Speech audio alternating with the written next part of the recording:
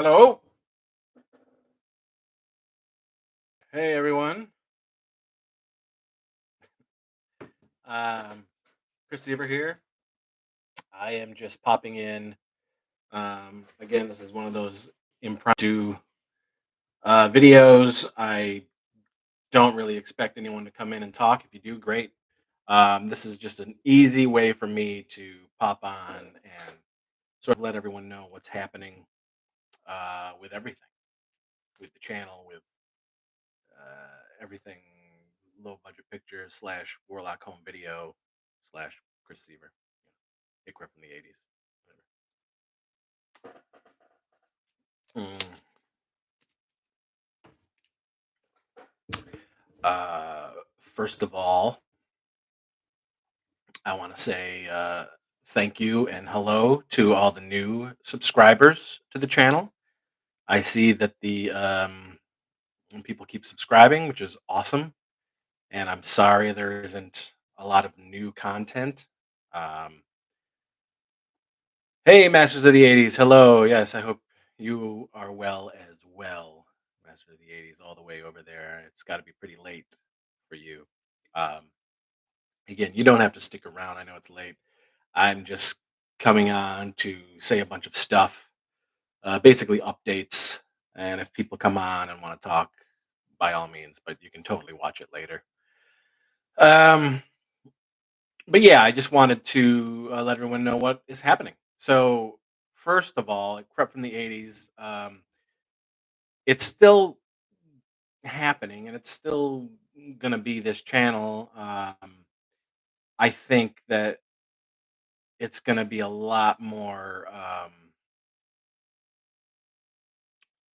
Movie centric, uh, the filmmaker side of me, that type of stuff, and there'll be more horror stuff added, and a lot of '80s horror. Um, so being the filmmaker, I work from home. I write from home. You know, I do it all from home. I go to conventions or whatever. Uh, Everybody else who's involved with the channel has jobs, they have lives. They're all doing a million things, and I can't lock down people to do it from the 80s, like weekly. I know it's bizarre to say that, but I can't. I haven't been able to. Casey, Chris, anybody who's on the show, everybody has a million things that they're doing, or straight up they just don't feel like doing it that particular time, or whatever it is. There's just a lot of shit happening with everybody. So, and I really do prefer to have somebody on the show with me to bounce off of. You know, a lot more conversation can be had that way. It's not one sided. Um, the person can bring up stuff and vice versa, and we can just, you know, bounce off each other. And I prefer that. Um, Now, if it were a case where I could, maybe set a day every week where we had um, guests, you guys come and talk, like a live show, I would start doing that too. But again, this the amount of people that are subscribed and do watch. I don't know. It's like I've heard several different times from everybody who says, "Hey, if you do it this time, I can be here." Blah blah blah. So it's like, what do you do? Um, if you guys want to go down in the comments after watching this and let me know if you do want to do a weekly live show where I can talk to somebody. I can talk to you guys. I'll gladly do it. You know, um, it may not seem like it, but I still very much do enjoy having this channel. It's just been a very spotty and weird year so far. Mm. One, again, due to other people's inability to do the show, or want to do the show, or if it's just my projects and the things that I'm working on. And that is very much the case with Wellsville Nights, which is my newest project. Um, and I do want to talk about that right now. So, Wellsville Nights, the pilot is shot. I want to thank the people who did come to our aid. Gondor called, and you know, we shall answer type of thing. We got a nice group of people who did come and help us, budget wise, bring the pilot together. So the pilot is shot. It is in fact already edited. I did it pretty fast, um, and now it's off into the hands of Zach Oliveris, who is going to be doing the um, sound mix for the pilot. Um, and for any of you guys who don't know, Wellsville Nights is a project that I have been marinating since 2016. And then probably the last 2 years really fully developing. Uh,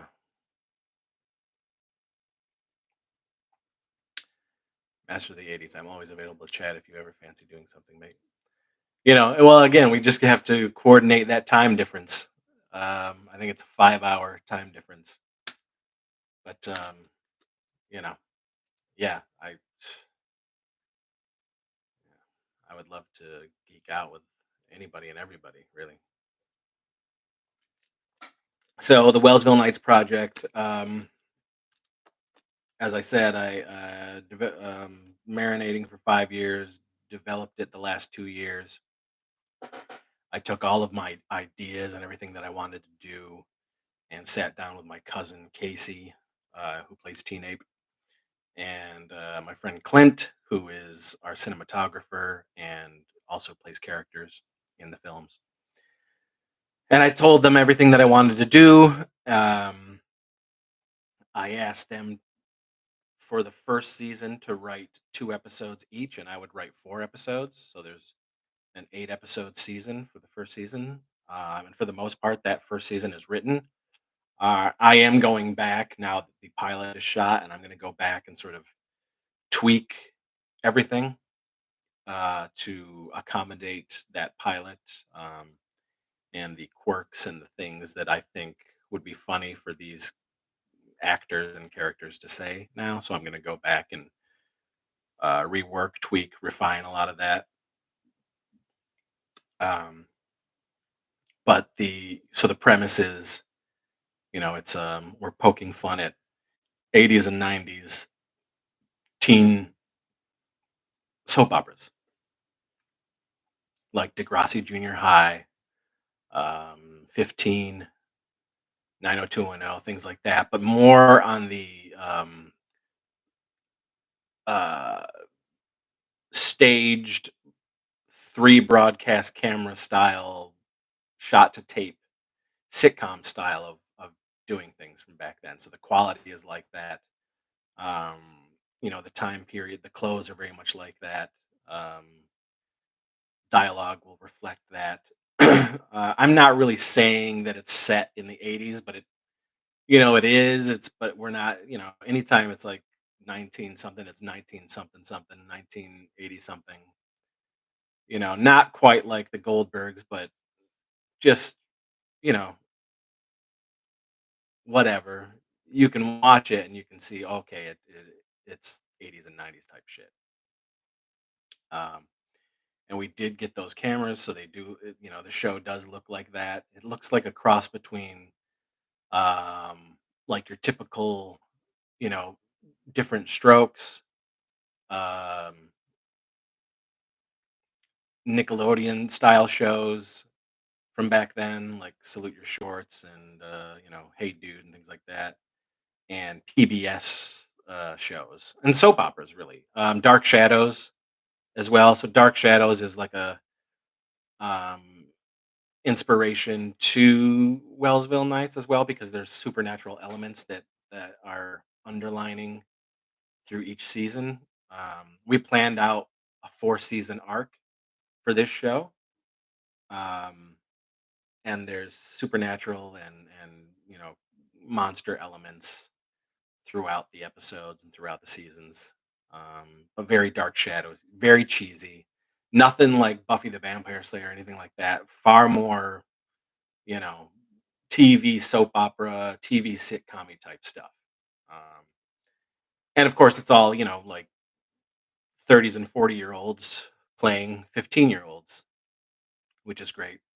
And so we shot the pilot, and it came out great. As I said, I've already edited it. We're just waiting for Zach to do the tweaks there, and then I'm gonna start pitching it to possible producers and streaming services. Anybody and everybody that would take a look at it to see if we can get somebody to bite and hopefully want to make uh, the whole show, but certainly the first season of 8 episodes.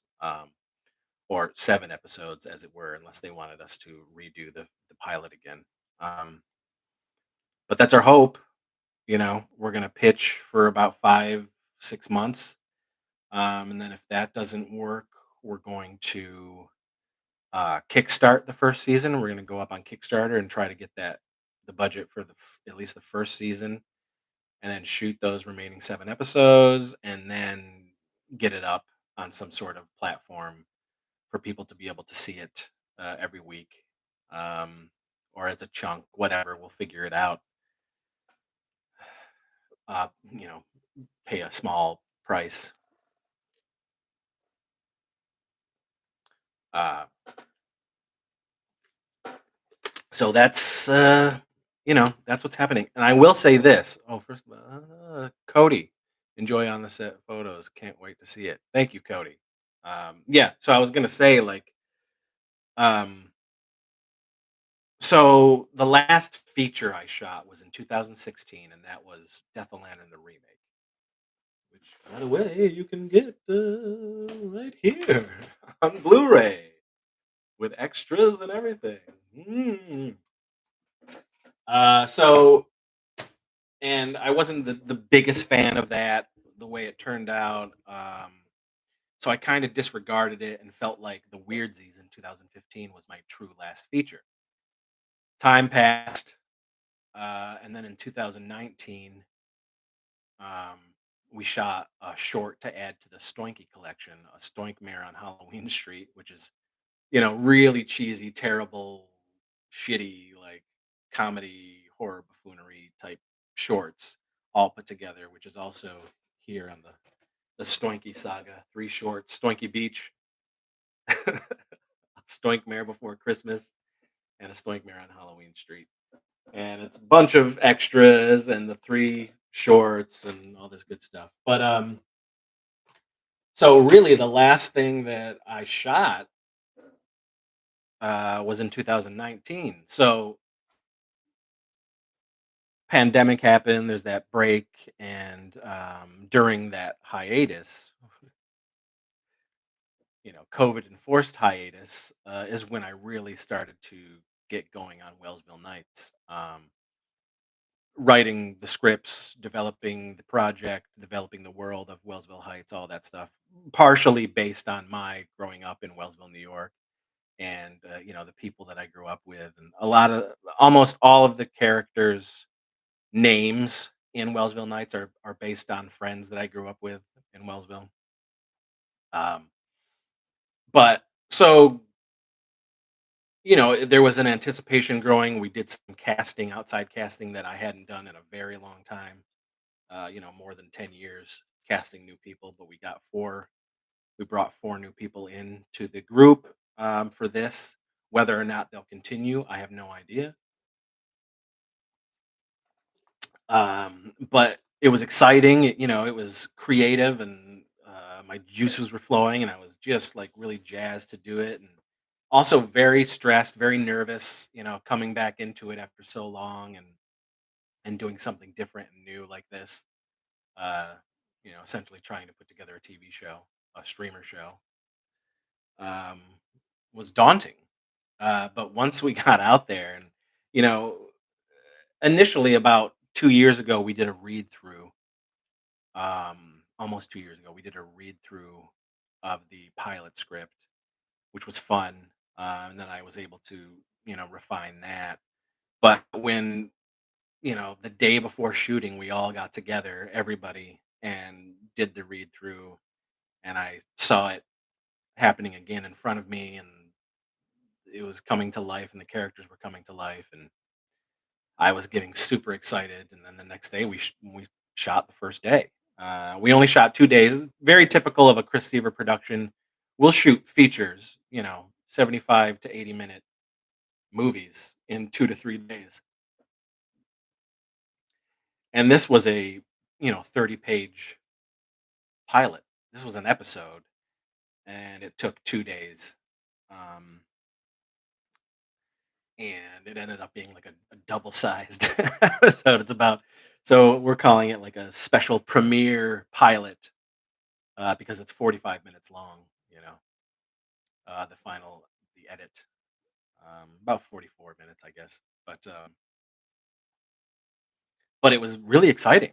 It was so. I mean, I was like, and listen, 31 years and over 60 features and shorts. I love maybe 15, maybe 20 of the projects that I've done, and I've written them all. It's just, not everything turns out. Things happen. It's bad experiences here and there, but I could maybe count 15 to 20 that I actually really like, um, and had a like blast on. And this one, I had a really good time. The energy was great. The creative energy was great. The people were wonderful. It was very fun. It was great to be back out there. I also turned 25. I mean 45. The same the same days that we were shooting the pilot. So once again, it was great to have everybody there. Um, my mind doesn't feel 45. My mind does not feel that I was born in 1977. Sometimes my body does. And certainly, at the end of those days, I was feeling it, but I was also like really ecstatic. I was like, man, this is funny. It's coming together great. And then through editing, I was able to see the mistakes and see the learning curve for doing television like this, which is going to help going into the rest of the first season for sure.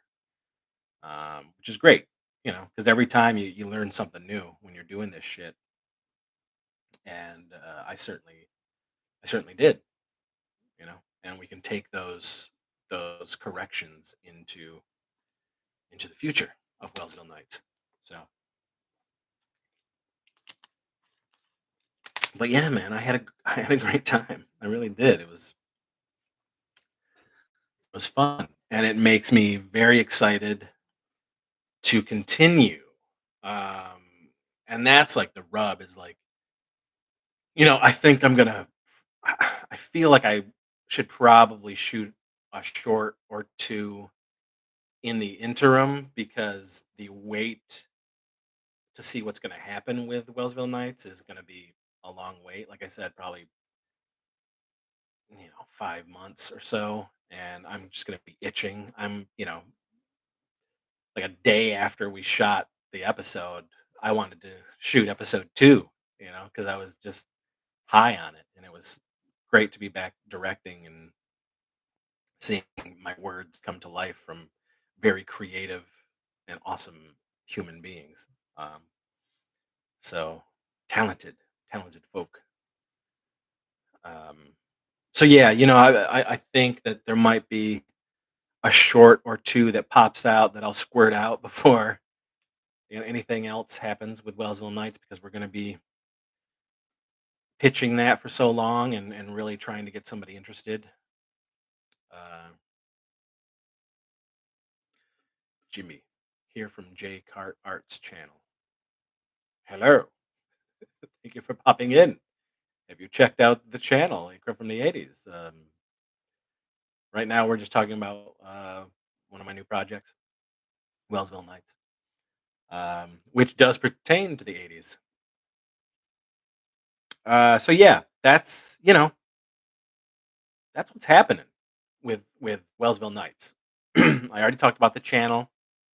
Again, if there's some like-minded folk who want to talk about the '80s and horror and science fiction and fantasy and toys and collecting and all that stuff, like, get at me.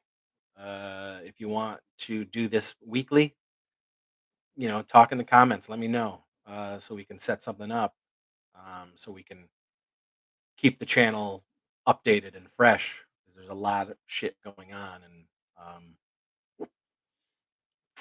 just not enough time for the people to be involved that I want involved in this on this channel. So hopefully we can get some more folks involved in talking about this stuff. Um, I wanted to talk about another thing that is happening. Again, I've talked about it on this channel. Maybe you've heard it, maybe you haven't. But in 2019, a filmmaker from Seattle got a hold of me. His name is Zach Oliveris, and he ended up being a really good friend and fellow partner in crime here for Warlock Home Video and shooting episodes of A Crip from the '80s for us. And he just shot Wellsville Nights for us. But he came to me as a fan of my stuff and asked if, you know, because I had been making movies for 31 years, even longer than that. You count like backyard movies that in 1984 when I got a video camera and I started making Freddy and Jason movies in the backyard. You can count that stuff. But really, when I called something low budget pictures, the name low budget pictures, it was 1991. It's been 31 years and over 60 features and shorts. So this guy, Zach, was like, has anybody ever made a documentary about what you've done? You come from a small town and you ended up, you knew what you wanted to do and you ended up doing it. You stayed on that path and he felt that there was a story to tell and I fought it for a long time. But anyway, he ended up shooting in 2019 and 2020. He ended up shooting a documentary about me and the films I've made and the people who helped me make those films. Because a lot of these people have been with me for over 20 years making this shit. And so the documentary, he's been editing. Essentially, he's spent 3 years of his life on this documentary. This is his baby. I we really have nothing to do with it other than being the subject of the doc. Uh, but it's been accepted into a lot of film festivals already. It's played some already. There's a bunch that are coming up, and one of the ones coming up is at the Creature Feature Weekend in Gettysburg, Pennsylvania, August 26th through the 28th. Um, Not only will we have a table there selling a bunch of my flicks, but his documentary will be premiering Saturday night on the big screen at the theater that's attached to the convention. Um, and so that's exciting. And also, my buddy Bobby Heckman, who has been a dear friend for 22 years now. Um, he's in a bunch of my movies, and he shot a Friday the 13th fan film called Victim No More. And that is also premiering at Creature Feature Weekend the same time. I think our movies are they're back to back, playing on the big screen because that too got accepted into the film fest there. So a bunch of us are going to be there that weekend, August 26th through the 28th, um, promoting the films, promoting the doc and his fan film, and members of LBP and Warlock are in his fan film, and then of course He is in the documentary because he's been a part of my life for so long, and in some of the films. So it's a big family affair.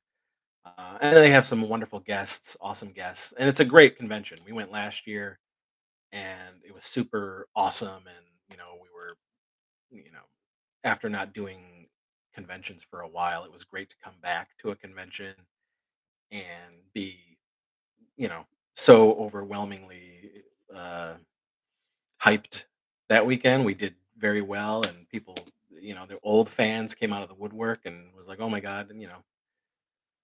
And we had got a bunch of new fans, so it's been awesome. Um, so Creature Feature Weekend is the next big thing that's happening, and it's coming up at the end of the month in Gettysburg, PA. Go check out the site, get some tickets. If you're in the area, if you love horror conventions, if you want to see the doc about my shit, if you want to see the fan film, if you just want to come out and support indie, you know, horror cinema and all that good stuff, and the convention itself, it's a great time. Do it. Come on. J Carts Arts. I've been watching your channel for a while. Highly entertaining. Keep up the phenomenal work, man. And I think you should continue to do live streams. I can see the passion. Thank you. Thank you. Well, if we can keep bringing people in, if we can, if people will come, we need a set time every week for people to join in. Um, yeah, we'll see. See what happens. Um, so, I mean, those are the updates. That is what is going on at the moment.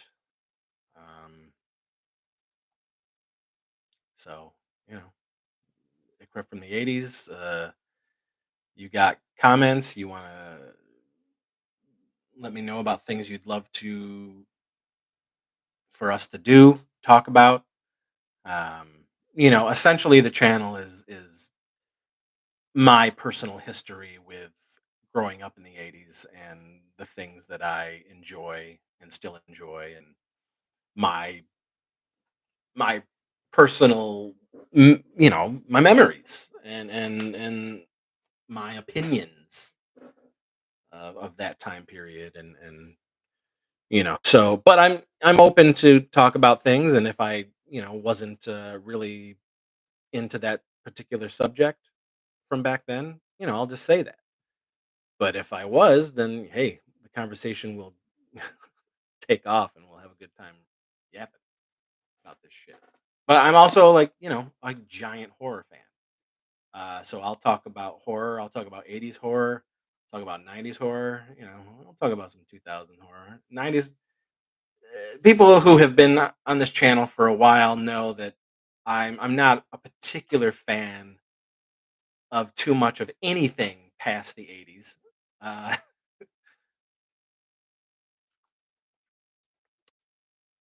there's definitely things in each of the decades that I do love, and I can talk about those things, but nothing is ever going to touch the '80s for me. It was a very special time for me, a very special time for pop culture. So that's really that's the that's the jelly for this rugged piece of toast. That's my jam. Yeah, Um, and then if you want to know more about the movie stuff, I'll certainly talk about what it's like making these shitty B movies for so long and the ups and downs of that. And the BAC archive. I work with a lot of younger horror fans. Been steering them to your work. A lot of your stuff just popped up on Tubi. Yeah, the streaming thing, because I have so many movies out there in the ether, and I don't own the rights to probably 38 or 40 of my films at this point. Um, all these other companies do. Who knows where this stuff is going to pop up streaming wise? I mean, I know there's stuff on the smallest streaming channels to, Amazon Prime and stuff like that. And of course, there was that time period from like, 2009 to 2011 where a bunch of LBP was on Netflix for a while. But again, that has unfortunately that has I have no say in any of that, and I don't get paid for any of that. So, but cool that that stuff is out there and people can see like a wide variety of my garbage. So, yeah. Gutter Snipe Films. Any chance of bringing Marilyn Mason back for future projects? Asking for a friend. Yeah, I have certainly talked to her about it. We did that movie, Evil Night, which you can get from me on Blu-ray. We shot this in 2014, but I have kept in contact with her throughout the years. Recently, as recent as earlier in this year. So yeah, we've certainly talked about doing more stuff. Um, she was really fun and a blast to work with, and she got the vibe and the style of what we like real quick. And yeah, I mean, I see us doing something again for sure. Uh, Jimmy, 80s gave us great movies and great soundtracks. 80s gave us great everything, great movies, great TV, great soundtracks, great music, great food, and yes, great fashion. Mm, I love it all. It was my time, man. My time down there. My dream. My wish. The BAC archive. I did. I sent you an email pertaining to Wellsville Nights, by the way. So hopefully you saw that. But oh, by the way, I'm also trying to come out. It sucks because Screenland out there in Kansas City, Missouri, these coming up months are just packed with shit. But I really wanted to try to get the doc that Zach made about us, or another one of my flicks, and maybe pair it with a Todd Sheets movie, maybe his new movie. I wanted to get a screening of it out there, but with Screenland doing so much, I don't think we're gonna have the wiggle room to come out. But I'm trying. I want to come out in the middle of October, around the time Halloween ends opens up, just to hang with my buddies out there, and if we are lucky enough to be able to screen something that's somewhere out there, that'd be awesome as well. But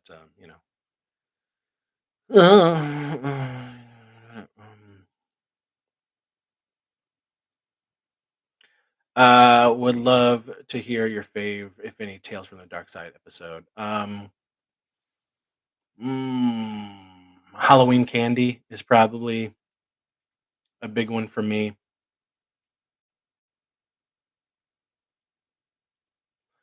I love anything with the creatures. Tom Savini's episode that he directed. Well, he did two, but I really love the creature in the closet.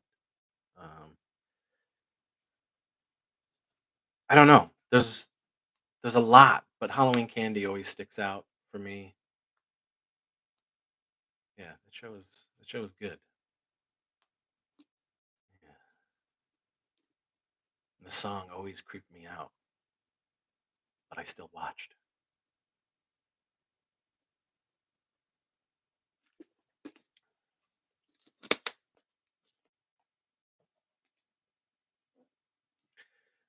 Mid October is around my B day. Be cool to cross paths. Yeah, you never know. You never know if.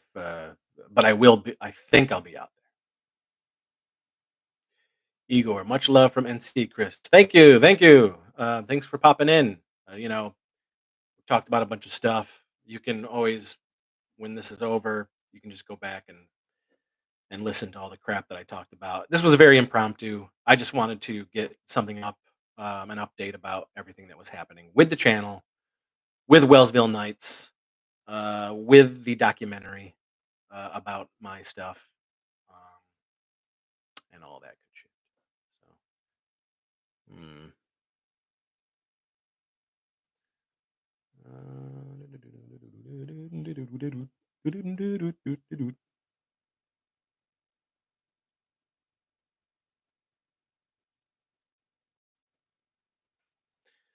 Yeah.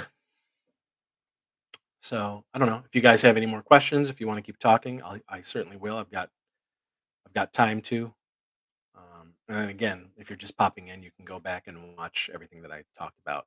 And please, in the comments, let me know some suggestions. Absolutely, man. Thank you for what you have done all these years. Thank you. I don't know if you're talking about a crap from the '80s or the movies that I've made for 3 decades, but thank you for watching. Uh, I haven't seen any movie in the theater since 2019 when I saw Jay and Silent Bob reboot. Will likely break that streak of Crick 3 or a super flick that may come here. I've definitely been, I've been back for sure. Uh, I love the theater. I love the movies. I can't stay away. Um, I think the last one we just saw was um, The Black Phone. Before that was Love and Thunder, or maybe it was vice versa. Before that was Doctor Strange and the Multiverse of Madness. And I've definitely been back when the pandemic and all that shit was happening. I mean, I went back when fucking they released Godzilla versus Kong. There was no way I was gonna miss that in IMAX. Hell no. Igor, you, Christopher, period. All of your work, bud. Thank you for the endless laugh. So stoked for Wellsville Nights. Thank you. Awesome. Thank you so much. Yeah.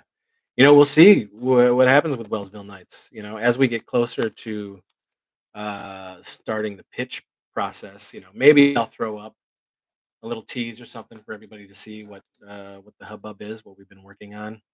Right now, you can see production pictures from shooting the pilot on my Instagram, which is a crap from the '80s, or on our Facebook. Um, you can either look up Warlock Home Video Network or Christopher J. Seaver, whatever, on Facebook. Um, maybe I'll do a full blown like Wellsville Nights type of episode to throw up where I'll put in pictures and maybe some behind the scenes and stuff like that so people can see what's been going on. All the backers who helped us get the pilot made, they've been the luckiest to see like the most stuff. And they're the first people who are going to see the pilot before we start pitching, since they help us make it. They gave us the budget to make it. Igor, any future plans for Lance or Skippy returning? My apologies for hijacking your live video. No, man, I want to talk. Please talk. You know, that's an added bonus. If people want to actually talk and ask questions, and I'm more than happy to do that. As for Lance and Skippy, Lance is in Wellsville Nights. He is in the show. Yes, a very subdued Lance because of what I'm going for, because we're poking fun and emulating '80s and '90s teen soap operas and television show formats and things like that. It's not as overtly bonkers as my characters are because we're trying to keep it as straight and serious as those shows were, but with my absurd dialogue and absurd plots and things like that that happen in each episode. And that that pushes the comedy as well because we're playing it straight and as 15-year-olds and going through so much angst and bullshit like that. So yeah, Lance is in it. Skippy, I certainly, you know, Andrew who plays Skippy, he he isn't a fan of playing Skippy as much anymore, and which is ridiculous because when you get down to it, not as many people have seen the character Skippy in a wide wider audience per se. Regardless of him doing the character, 5 or 6 times, but, some of those movies or some of those shorts are only seen at conventions or through selling that way, you know? I love writing Skippy, and I've told him that, there definitely will be more Skippy in the future, and so, he what's he gonna do? Say no? He's Skippy, he's gotta play Skippy.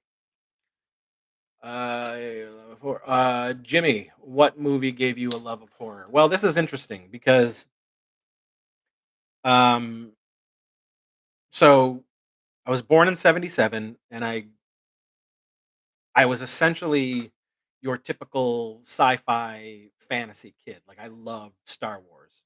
I still love Star Wars, some Star Wars, to an extent to this day. It's very much a part of me and my family and everything. But Star Wars was the big love, you know. Um, so it was cartoons, toys, He-Man, Star Wars toys, all of that stuff.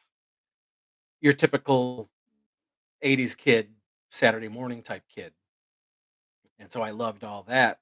And every now and again, if I would go to my grandparents or my uncles, or my uncle would bring like the cable box to our place and hook up, HBO and things like that, then I started seeing other things that caught my attention. I certainly was seeing Elvira and things like that on the screen, and seeing commercials and trailers for tons of horror and whatnot. And we were always a movie family. Like, we always went to the movies. And I've seen so many amazing films first run in the theater. Um, and so there definitely was an interest, or I was intrigued at a young age by this horror stuff. It was very intriguing, and as much as everyone told me not to watch things, I always watched things. But really, I also had my mother and my uncles who were they were my mom was very young when she had me, so she was still a kid as well. But the Seaver side of the family is really where I get all my goofiness and all the shit that I love. So they were always open to doing whatever with me and going to movies. And and so in '84, I was 7 years old, and my mom and whoever else, we all went to see Nightmare on Elm Street. And that's really, not only is when I sort of like was fascinated by the horror thing. And yeah, I was scared, but I was also fascinated. But I also came out saying, I want to make movies. I didn't necessarily want to make these types of movies, but I was like, I want to do that. And so that Christmas, um, the family got a video camera. I lived with my great grandparents and my great aunt, because my mom was just, she was still a kid. Like I said, she couldn't raise me. So my great grandparents and my great aunt did. So they got a video camera for the Christmas, and I started taking it and making backyard movies and stuff like that. So really from there, but it's not one of my. I love Nightmare on Elm Street. I actually love Nightmare on Elm Street 4 more than any of the others. But um, I guess that kick started my real push to constantly wanting to watch horror movies and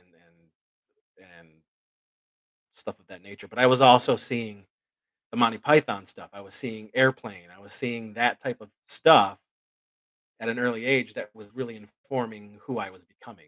I love the comedy, and I love the goofiness and absurdity, but I also loved horror, and so that was the type of stuff that I wanted to mix. Long story short, if you watch the documentary that was made about me and my company that is coming out at a bunch of film festivals across the country this year, maybe you'll check it out, and all of that info is in there. I could bug you and Andrew Balt all day long, man. Don't say that. Yeah. Oh yeah, I've heard he despises playing him. I think that's why I enjoy it so much. One of my all-time favorite characters. Me too, my brother. Me too. I love Skippy. So, Sean. Hello, my friend. Um, Sean Q King. Sean in here is a celebrity himself, of the world famous Gooligans. He also shot our film Death on Lantern, the remake. and he's just an all around great dude, and I miss him. I hope to see him soon. But Sean, my favorite vintage Kenner Star Wars toy. Shit, that's a tough one. But I love anything Endor. I love the ponchos. I love the helmets. I love being able to take them on and off. I love Skiff Skiff Guard Lando. I love that figure. I absolutely love Jedi Luke. I love the Rancor, you know? So, yeah, there's a lot. There's a lot. It's funny, I think out of Empire Strikes Back, I loved, um, either Hoth soldiers or Hoth Luke, just because I loved his outfit, and I loved that you could, like, sort of move around to an extent the scarf, um, so that was cool. I love the Jabba the Hutt playset. It's too much, man, too much.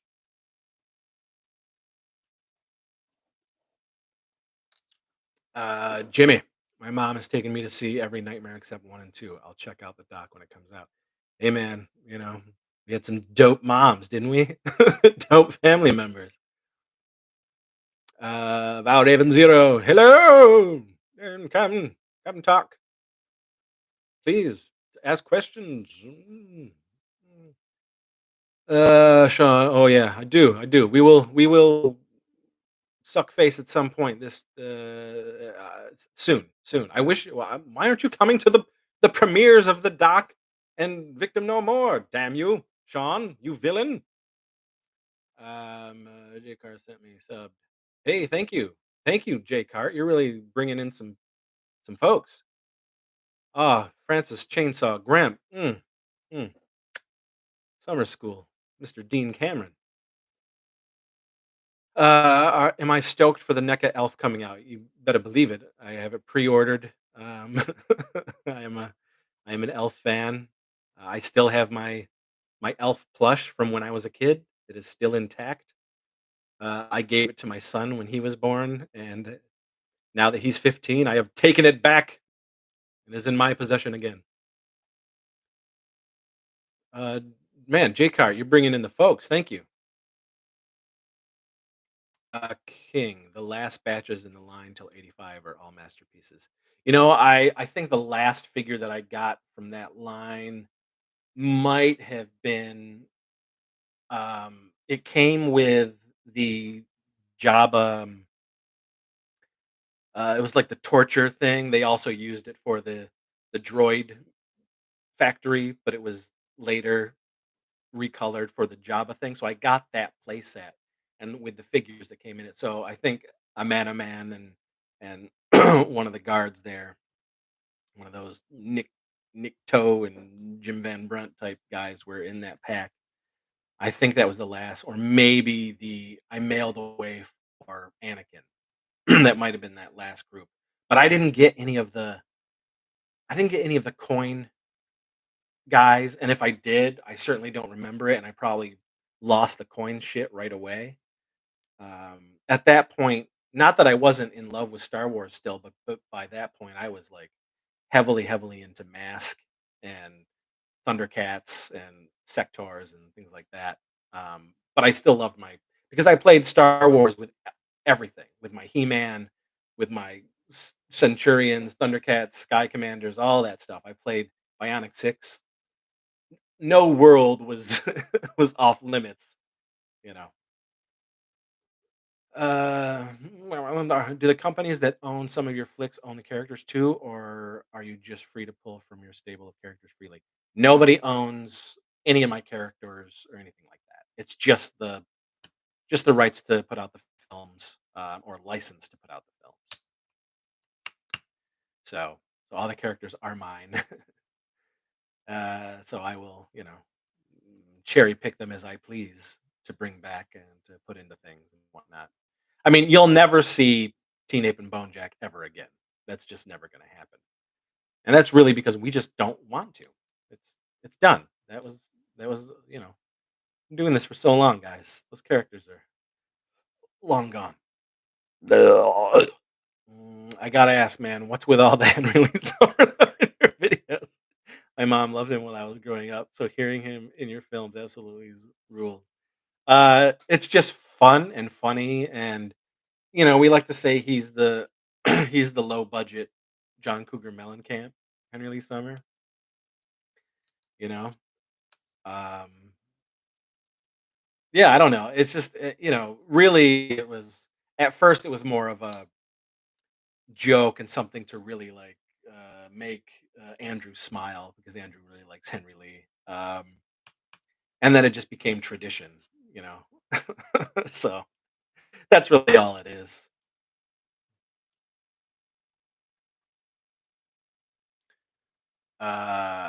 Chainsaw, Sectors. I had the tarantula. Yeah, I had a whole bunch of them, and up in the '80s room, I still have some of them, but I'm still trying to recollect. But when you want to get the puppet insects and all of that shit, you're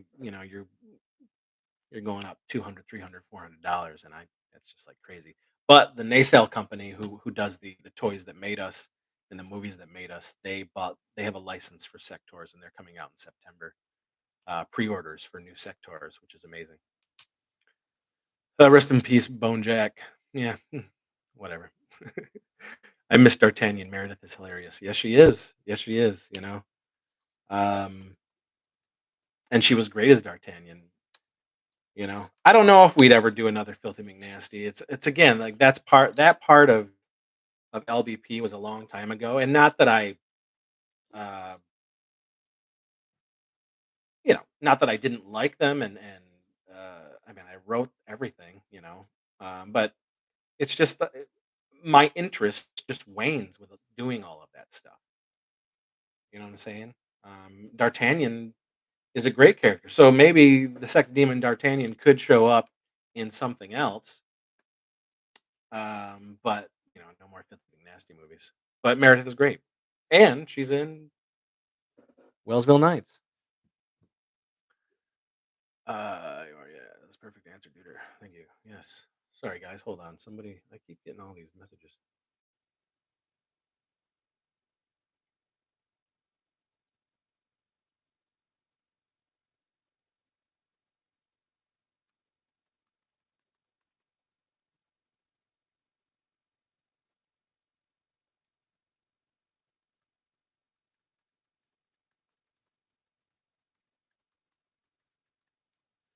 Sorry, guys. This is my son.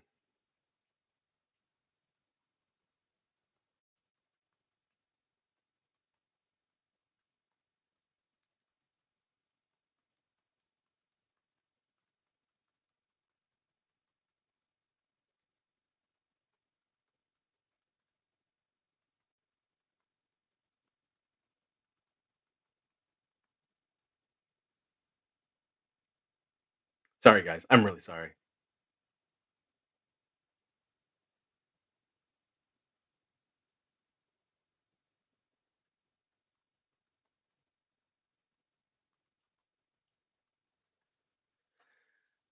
Kids. All right.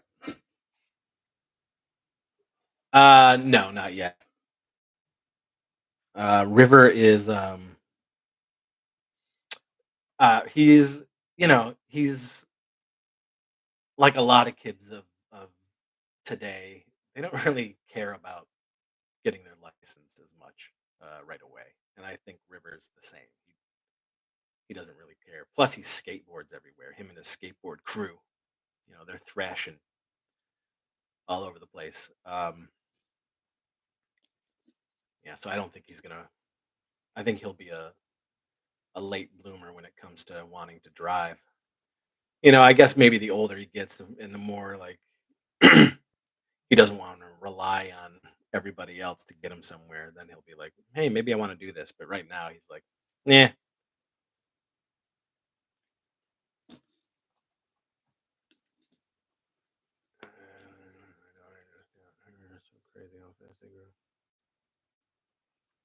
Oh yeah, oh yeah. River is constantly gleaming that cube. I'm always asking, "What do you thrash?" you know, Trying to shove thrashing down his throat because I love that movie. But I showed him the Bones Brigade and everything, all the Bones Brigade stuff because that was my time, and I love those skaters.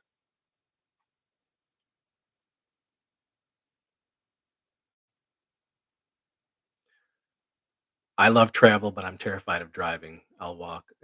Well, I guess it just depends on where you I mean, I honestly, I didn't start driving until I was, like, 20, because Wellsville, where I grew up, it was so small and you could get everywhere, and I had so many friends who could drive all over the place, so we just all got in cars and just did that. I didn't There wasn't a need for it. Um, so hello, Phoebe. Chainsaw, I just watched Thrashing last week. Yeah, last month I watched Thrashing with a bunch of people who had never seen it, and I pushed it down their throat. I love that movie so much. Does 21 count as learning late?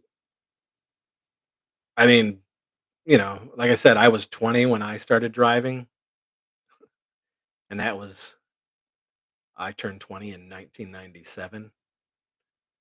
So I don't know. Igor, do you have any control of your film streaming? A bunch are on Tubi. No, I do not.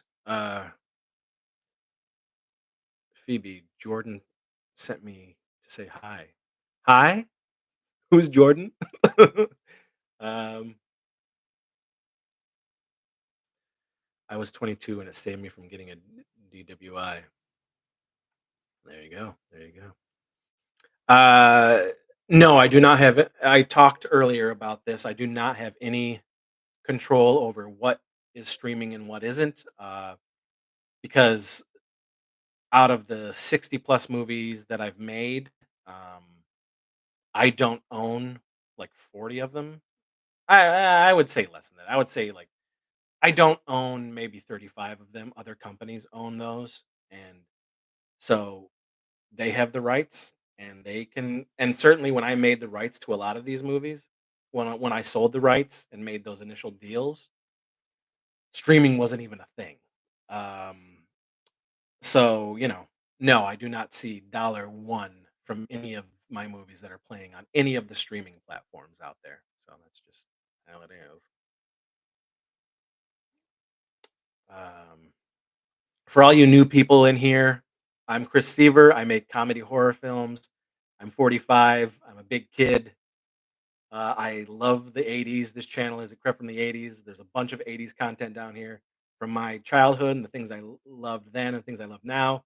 I talk about the movies that I make and have been making for 31 years. I talk about comedy and horror and sci-fi and toy collecting and all of that stuff. So that's what this channel is. So hello.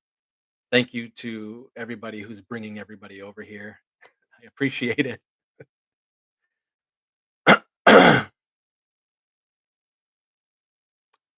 I shall avoid Tubi and stick to my discs. Hey, man, I mean, a lot of people are finding this stuff. I'm getting so many new fans from all these streaming sites, and it's great. And I've been able to, you know, facilitate them wanting to get more of my stuff, which is awesome. So if somebody comes to me from seeing a movie from Amazon Prime or Tubi or one of the other streaming sites, hey, it's great. At least the stuff is out there, and let's face it, my stuff is, uh,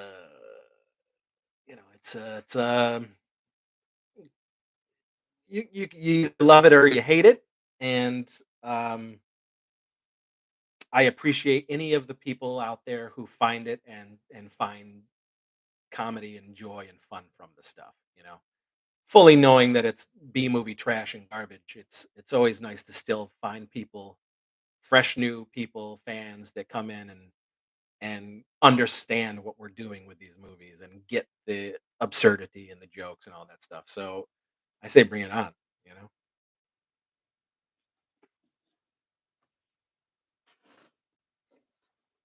Yeah, yeah. Um, so yeah. I said a bunch of stuff early on in this live show, but again, if you guys want to go back and watch the stuff, by all means, certainly watch what I had already said. If you have other questions pertaining to any of this stuff, I'll certainly answer them. The archive. Streaming is how I found you, and I bought all your discs. Yes, you did. I think the younger crowd is learning the positives of physical media. My daughter won't use Apple Music. She just steals my CDs. That's the way to go. It's a it's a double edged sword. I, for one, am still a very feverish fan of physical media, and I think I always will. And as long as there's companies out there that are still putting physical media out, I'm going to support them. I just I don't trust digital formats, um, so I have a hard time dealing with supposedly the things that you own on hard drives somewhere. I don't like it. I also appreciate the work that goes into putting physical media together, uh, and all that good stuff. Be it the ancillary stuff that they put in the packages for extras, be it the art, whatever it is. Yeah, I'm always going to be physical media. Stay tuned, guitars. It never matters who I show. Return to Bloodfart Lake always gets people cracking up. Return does. The first one doesn't. That said, I saw a copy of that on eBay for a very high price. I can't remember the amount though. Yeah, it's funny because like so unfortunately, one of the companies that I've dealt with in the past who put out I think maybe 10 of my movies that I made for them uh they did very small limited runs of those movies on DVD. And so unless you were getting it from me uh through like a bootleg version or whatever, um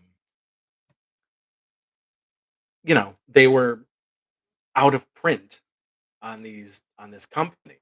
Um, and so for the longest time, a bunch of my stuff you just couldn't get because that company sold it for a small amount of time, and when those discs were gone, he just didn't make any more.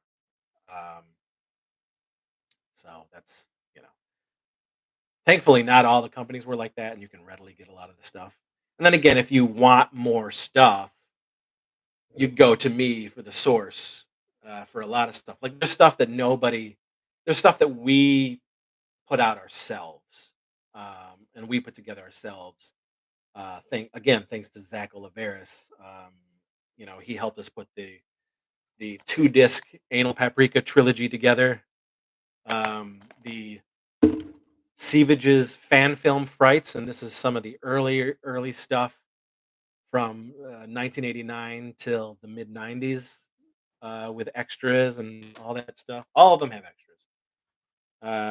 The Low Budget Pictures Classics Volume 3, which has Scrotal Vengeance and Karaoke Kid, both remastered, and Karaoke Kid is re-edited. And we shot that movie in 2006, but this is a complete re-edit of that movie with all new special features. Uh, LBP Classics Volume 2, Blood Trim and Bloody Giblets, also completely remastered with a ton of extras. Um, the Stoinky Saga, 3 shorts, and a bunch of extras. Death of Lantern, the remake, with a bunch of extras. The last full feature we made, which was in 2016, and the best looking movie we've ever done. Not the best movie, but the best looking movie. It's right ahead of the Weirdsies for the best looking flick. And the Weirdsies is the best movie I think we've done as a collective altogether. Warlock Home Video Double Feature Volume 2 with Happy Holidays and the Dingleberries with a bunch of extra features, also remastered. And then Evil Night on Blu ray with special features, which is a remake of the 1992 shot on video horror classic Evil Night by Todd Cook. And this is my 2014 version, which is, of course, more absurd and goofy. Um, but then the Weirdsies is out there. I don't even think, you used to be able to get the Sex Squatch movies. I made Sex Squatch 1 and 2. I don't even know if you can get those anymore that are out there. Of course, MakeFlix sells, you know, 15 of my movies, makeflix.com. They have a big box set of 13 of my movies, and then they also just released, finally, after so long, a beautiful Blu-ray version of the Weirdsies, and so that's on MakeFlix. Yeah, but I mean, Phantom of the Grindhouse, PIA, Ski Wolf, Deathbone, all that stuff. That's like, who knows if it's still out there, if it's being recycled on DVD, or I know there's no Blu-rays of that. And I tried to get the rights back to a bunch of my movies, and they just would not sell them back to me, which is odd since they weren't selling the movies. Uh, I don't know why, but I would love to get them back so that I can make Blu-rays of certain movies. I also, a lot of the movies I've made, like the Heather and Pugly films and Bonejack High, Bonejack Hill. Those movies are just done. They're never coming out on any other format. Um, so if you got them when you got them, then they're collector's items because I'm never putting them out again. And it's like that with some of the earlier films as well. But yeah.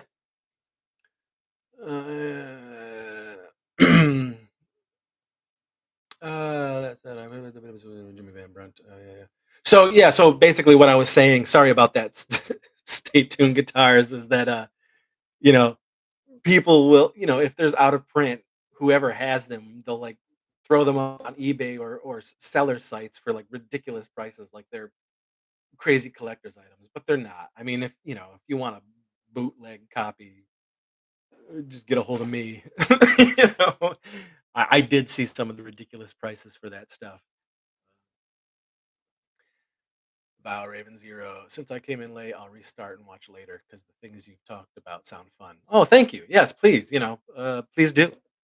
Then you'll get to know a little bit more about all this shit. And then, of course, there is a trailer that opens this channel for the channel itself, and I give you a good description of everything that I do on this channel. So hopefully, the trailer of this channel will help as well. Igor Sex Squatch and the Weirdsies has been the ones people I show love. That's great because those are two movies that I love that I made, and that's saying something because I don't like a lot of the movies I've made. Jimmy, y'all enjoy your evening. Have a few more errands to run. Thank you for stopping by, Jimmy. Thank you very much. The Bang Archives. I still need the Anal Paprika Blu-rays. I love how when someone put Anal 2 on YouTube, it survived for a good amount of time with that money shot included. Yeah, again, I don't know how that shit got on there. Um, but that shit happens. What do you do? Shit, I need volume 2 and 3.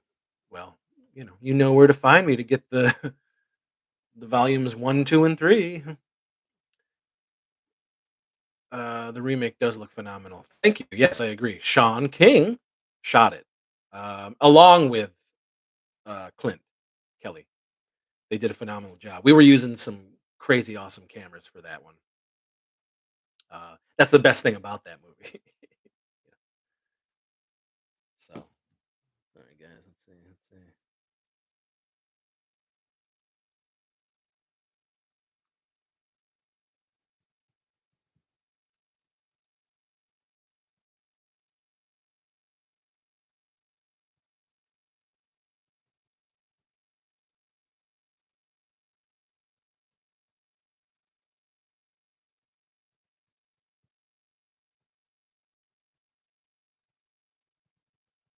All right, guys.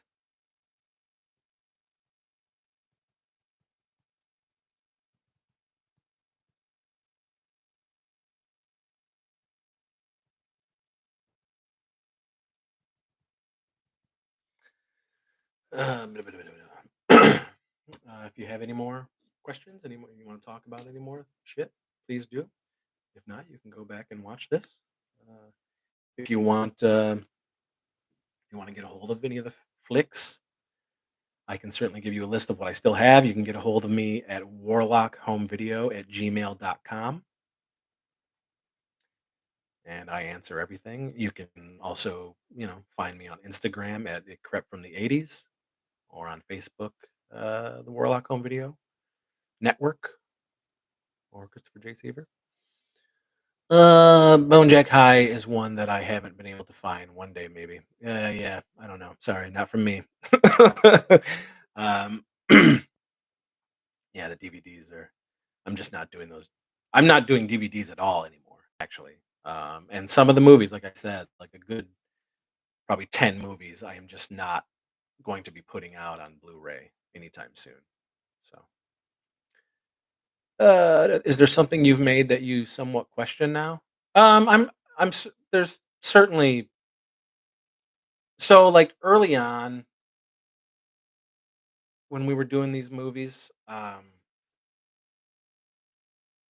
the allure of pushing the boundaries was really exciting because there was a 10-year period where I was working back and forth with Trauma, the creators of The Toxic Avenger and all those crazy movies, and I had a really good relationship with Lloyd Kaufman, and so during that time, he we talked a lot about pushing the limit and gross out humor and doing really offensive stuff, and we certainly did, and we reveled in it for some time, and then it wasn't really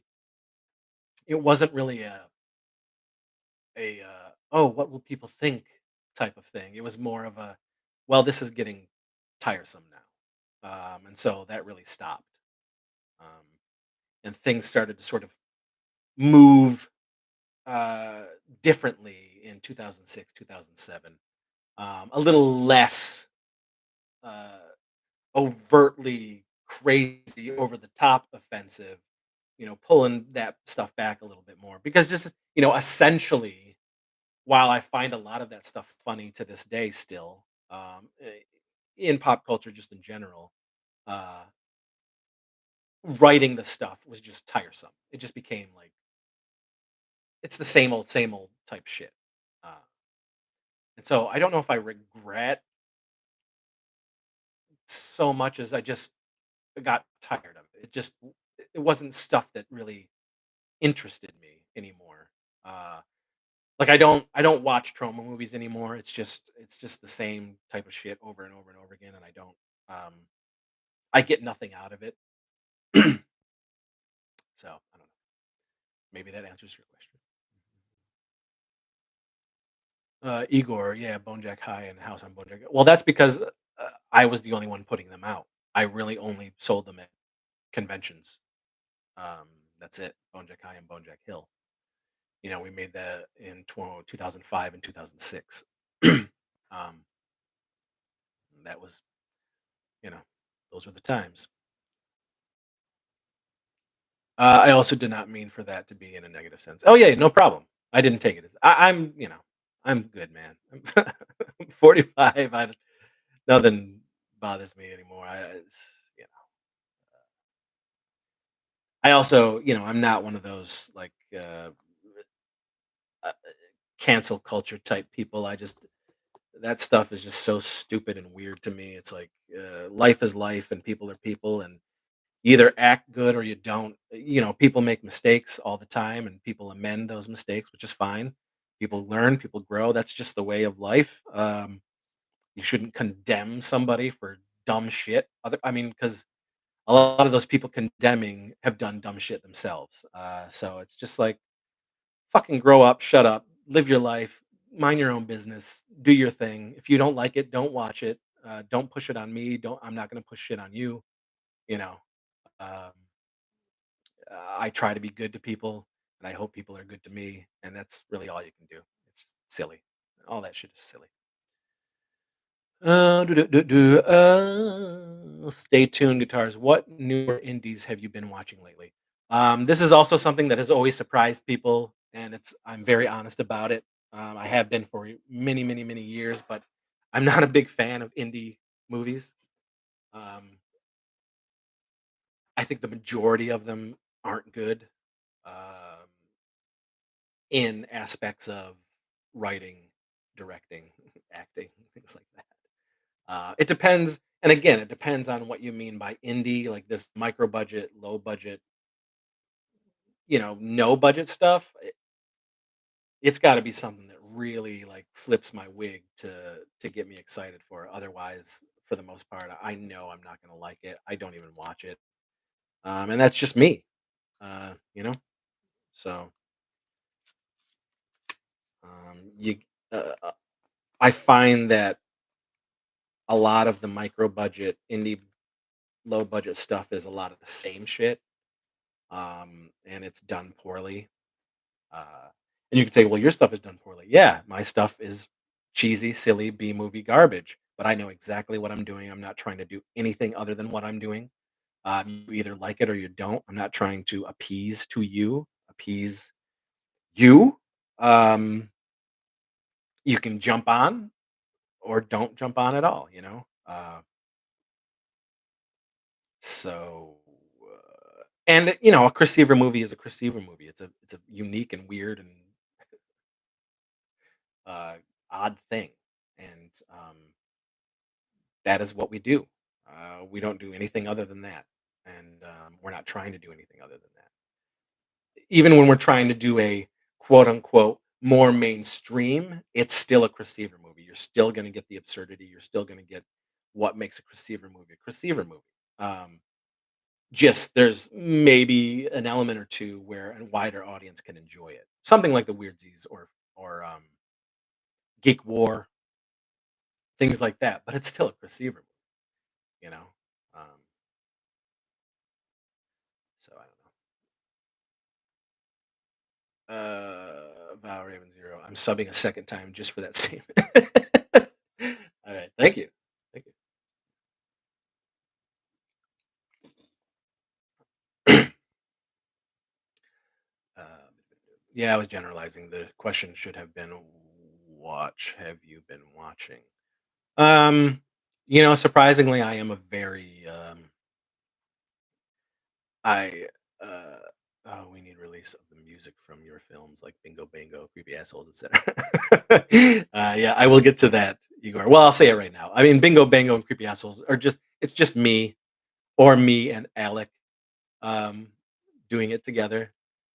Uh yeah, for back in like the early 2000s, we used to add a CD to the mix of all the films that we sold. And that time we didn't quite hit DVD yet. We were still doing VHS, and if you bought a certain amount, you'd get like the soundtrack to LBP, and it had a lot of different weird shit on it. Um, but stay tuned, guitar. Yeah, I was generalizing. The question should have been, "What have you been watching?" Yeah. So again, it might surprise people that I do like a lot of. Um, I like a lot of mainstream shit. What I mean is, I love the Marvel Cinematic Universe. I'm a Marvel kid. I have been since I was a kid. Marvel Comics has always been my jam. So I love that stuff. I love big science fiction films. I love big fantasy films. um, TV wise, I watch a lot of everything. I watch The Boys, Stranger Things is one of my favorite. The Boys is Umbrella Academy. Um, you know, Westworld, things like that. Dexter. I've done my 7th rewatch of the show Entourage, you know? I'll say this, I'm not like I don't like I think people get confused when I say that I don't like dramas. Because a lot of the movies that I love are inherently there's drama in them, but I don't like movies that are just real life. I don't like movies that take place in real life where actors are playing normal Joes. Dramas like that. I don't care about that shit. Thing is I live in the real world. I know the real world, and for the most part I loathe the real world. Um, we're fucked up, and why would I want to watch something that is reflective of the world that I'm living in? So I don't watch a lot of shit like that. I also don't really like overcoming adversity by doing something, doing this, doing that, playing a sport, things. I don't like those types of movies because it's just like, what the fuck do I care? I have no interest in any of this shit. Now, if you add an alien or some dragons or some creatures or, some sort of time travel or something that is taking you out of that world. Like, I even look at, like, horror movies and slashers and things like that outside of the real world, um, because there's a heightenedness to it. Those films are heightened, even though some of them may be like, "Oh, based on a true story," this thriller or, Silence of the Lambs type thing. It's still heightened. It's one of those things where you really can't believe that this type of shit happens, but it's being shown to me in a very cinematic way. Um, so yeah, so I prefer my stuff, drama or otherwise, in genre, television or filmmaking, things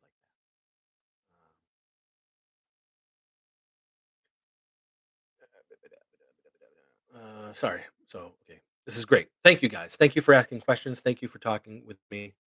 This is great. I thought I wasn't going to be talking to anybody. I thought I was just going to pop on and say have the updates, and there we go. But this is good. This is the stuff I like. Conversation. I'm talking to people.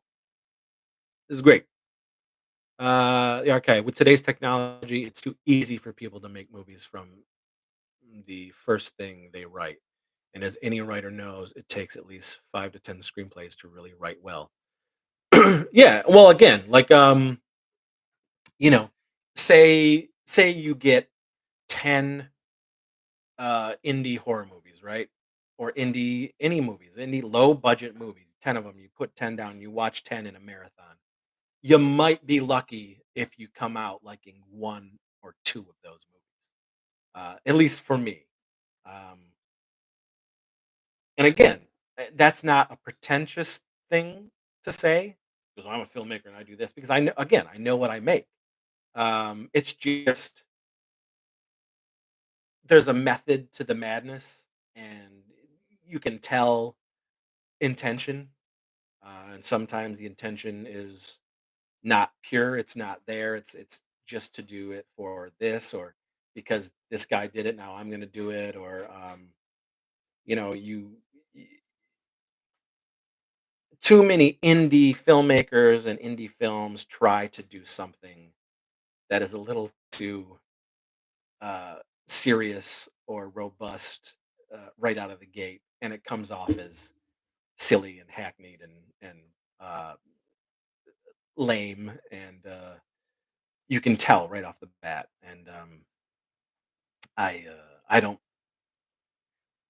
cotton to that type of shit. If you want to make a mark with anything that you do, you just got to be you, and try to have your voice. And believe me, it took me a long time. Again, making movies when I'm 7 years old in the '80s, backyard shit, to starting low budget pictures in 1991 up until '99 when the previous stuff starts happening and we start getting distribution and all this shit. It's just like you grow and become and you find the person, the filmmaker that you are, and ultimately, hopefully, that's where you end up. And for me, anyway. Um, So it's tough for me. It's tough for me to really sit back and enjoy something because you've seen it so many times, and you really have to do something different to hook me as far as independent, no budget shit is concerned. Entourage is banging. Hell yeah! I've done a sixth rewatch of The Sopranos and shit like that. Um, Outside of Wellsville Nights, what else is lined up for the future? There's Radical, which has been marinating and burning and bubbling for years now. I do want to do Radical, and then there's a script that Clint and I wrote in 2015 called Treat or Trick, which is really great, and we love it. And you never know. But right now, it's full steam ahead on Wellsville Nights. Um, like I said, I may shoot a short here and there in the interim while trying to figure out what's going to happen with Wellsville Nights. Just because I want to keep the juices going. Because I would love to just jump right into shooting episode two. But we'll see. We'll see. But that's it right now. Watching fantasy to escape reality is a favorite of mine. Hell yeah, is a thing to do. Yeah, 100%, 100%. I mean, and it's one of the things. It's one of the things why I have hung on to the '80s so much. It was such a great time for me growing up, and I loved everything about it. And everything from that time period, that decade, informs everything that I do today and love today. And some of the things that really bring me joy is just going back to that time, watching cartoons, recollecting the toys that I had, um, watching those movies.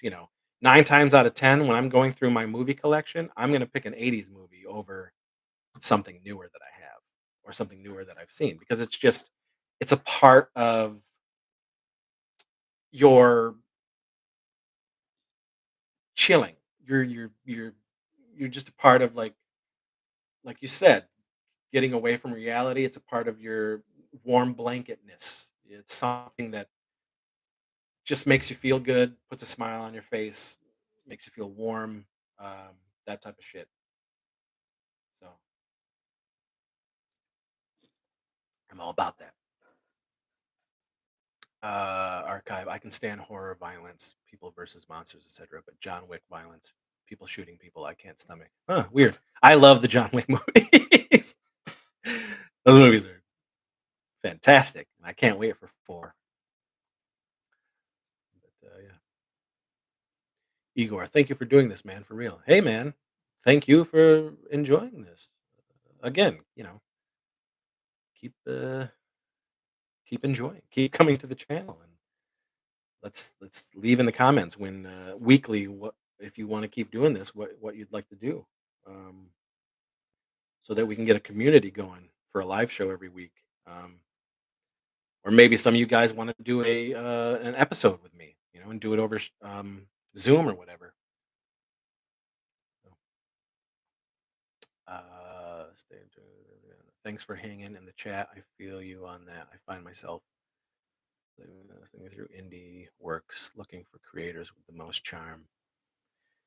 Yeah, yeah. It's like you got to find that voice, you know. Otherwise, it's all just cookie cutter. It's the same shit and done poorly, in my opinion.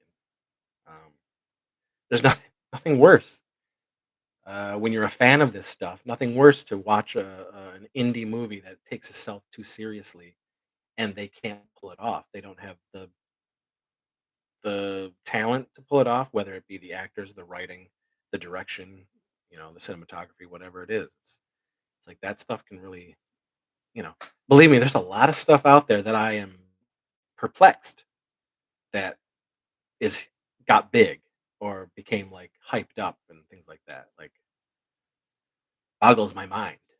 Um, so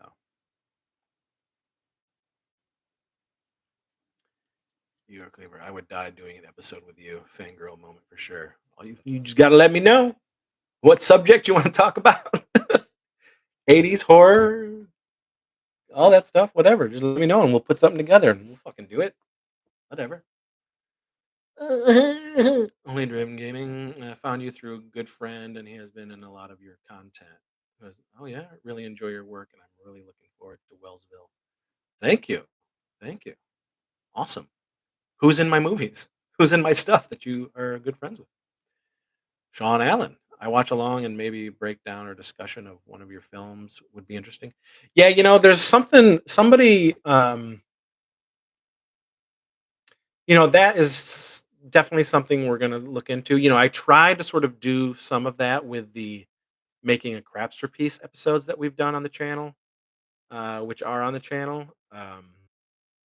But there's a fan uh, who his name is Mosley, and I think the idea is to pick one of the movies and sort of go top to bottom with it.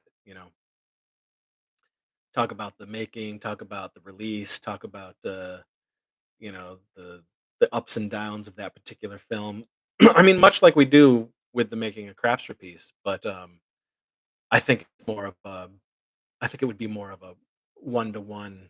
type of he asks questions and I answer type of thing. I don't know, but definitely that is something we can rock and roll with. Ah, Olivia, yes, Olivia. Olivia has been doing stuff with me since 2009. Yeah, and she just did great in Wellsville Nights. Awesome. I work in the industry in NOLA, and it's amazing how much money is dumped into projects that fall flat. That is egregious. I hate hearing that. You know, hate hearing that. I wouldn't. I would be in hog heaven if we had a budget of like fucking 20 to 50,000 dollars to either make the rest of season one of Wellsville Nights or to make a really great low budget comedy horror movie. I would lose my shit. I would be, kissing the fucking ground. I would be praying to Crom for that type of stuff. But you should be so lucky. Christ. And we'd make it work. We'd make that shit last. We'd make it, I mean, holy shit. Yeah, it truly upsets me the amount of money. And not just in the indie world, but in mainstream anything. It's like the amount of money that is dumped into making a project is silly and ridiculous. Senseless.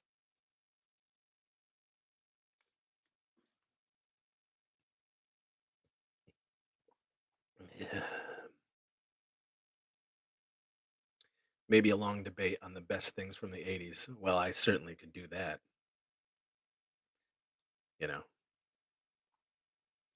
There's definitely I have a page full of episodes that I want to do. It's just, do I want to do them alone or would I like some of the people here with me? And it's been, like I said, it's like pulling teeth getting the my co-hosts together to do a lot of these things. Um, Igor, we're Facebook friends, Chris. I'll be in touch for sure. Yes, touch me. The Gooch. What are your thoughts on the Spirit Halloween movie? Are you going to watch it? Yeah, I'm going to watch it. I mean, it doesn't look that great, but I'm going to watch it. I'm a sucker for Halloween. I love Halloween. Um, it's not my favorite holiday. It is my second favorite holiday, but I love the Halloween season. I love fall. I love all that stuff. So, if there's a chance that something Halloween can bring me joy, yeah, I'm going to watch it. So, that's a for sure. Mhm.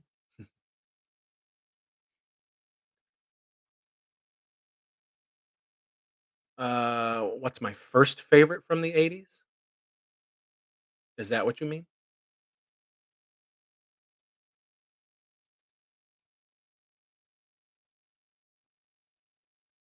Oh, my favorite is Christmas.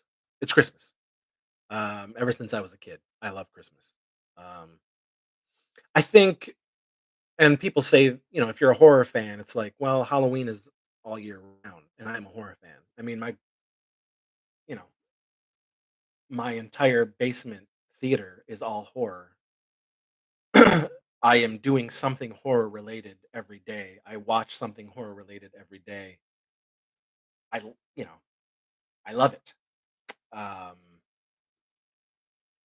so Halloween, again, while it's an amazing holiday and I've loved it since I was a kid, and as August, September, those months start kicking in, and the weather starts to get a little crispy, and the things start showing up in stores and all that shit. I lap it all up. I enjoy it. I do everything that I normally would do, as a horror fan, but there's that little extra something special for Halloween, you try to do something special every year. Christmas is for me, it really is a nostalgic and love of anticipation for Christmas. I love the sights, I love the smells, I love the sounds of Christmas. Um, yeah, it's just awesome. I love it all. I love the whole Santa Claus myth. I just love it. Yeah, I love Christmas. So Igor, did I enjoy the Banana Splits movie? I didn't even want to watch the Banana Splits movie. So no. Where did you get that shirt? It's awesome. Um, I get a lot of my shirts from uh, Gutter Garbs or Cavity Colors or Fright Rags. My buddies at Fright Rags. Um, but there's been a bunch of new T-shirt joints that are popping up that I've gotten some cool stuff from as well. But this one is from Gutter Garbs. Have a favorite Xmas movie or Xmas themed horror? Uh, yeah, my favorite Christmas movie is A Christmas Story. I know it's very cliche to say, but always has been and it always will be. My favorite Christmas themed horror movie, it's back to back, I think. I love um they can flip every year, but I love Black Christmas and I love Silent Night Deadly Night.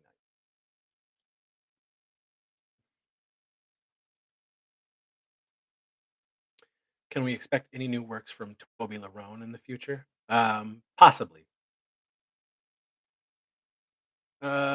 Speaking of the shirt, had the chance to watch Night of the Demons for the first time this year, and damn, it was enjoyable. I envy you seeing it for the first time this year. I love the film.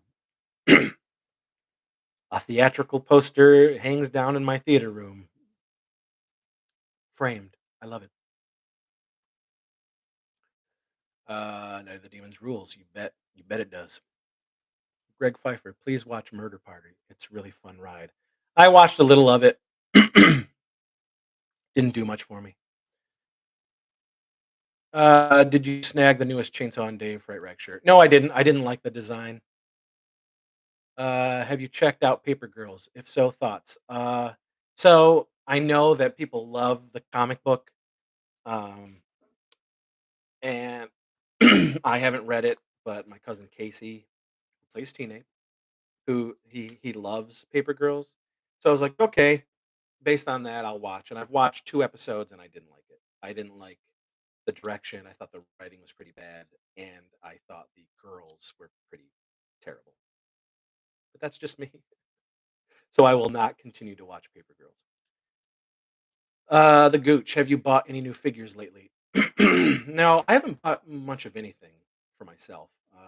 I generally don't have a lot of money, and if anything is bought, it's from my wife or from my birthday. Like my birthday, I just turned 45, so I got some cool stuff for my birthday. And my cousin Casey got me um, the Frankenberry and Count Chocula action figures because I love monster cereal and always has. In fact, I've already gone out and got Count Chocula and Fruit Brute is back, so I bought Fruit Brute, and I'm a sucker for Halloween themed shit like that. Always have been, and people seem to forget that the monster cereals were around all the time. They were in stores all the time up until 2010, and then they started doing them yearly only. But I love it. I still, Count Chocula is my favorite monster cereal. But, Fruity Pebbles is my favorite cereal of all time that still is around. And they just put out a Halloween Fruity Pebbles that's like orange and purple. So I had to get the box. Adam Ving, just looking at the poster behind you, I really wish Alita Battle Angel was more well received. Would love a sequel. You're telling me. You're telling me. I thought they did a phenomenal job. Being a fan of the original animation, I didn't read the manga, but I loved the animation. I used to have the animation on VHS, but I think they did a great job. And I still hold out hope that one day they will do a sequel. But we'll see.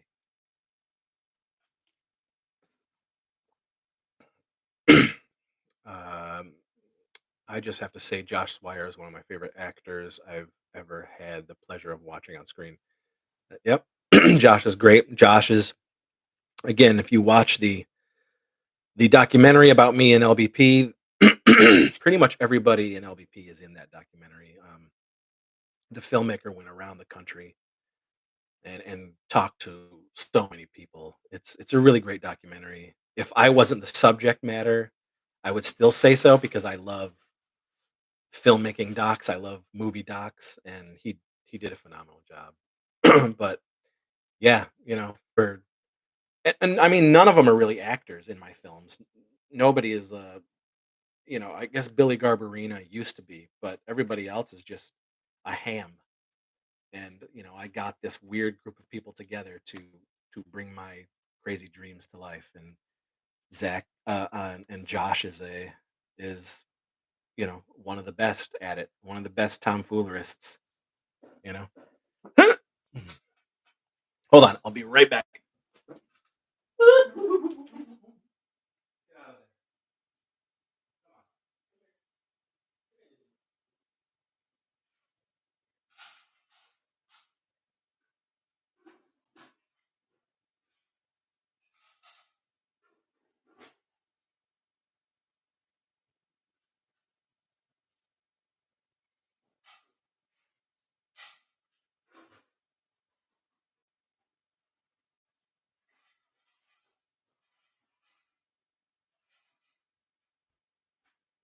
All right, sorry, I had to deal with the cats.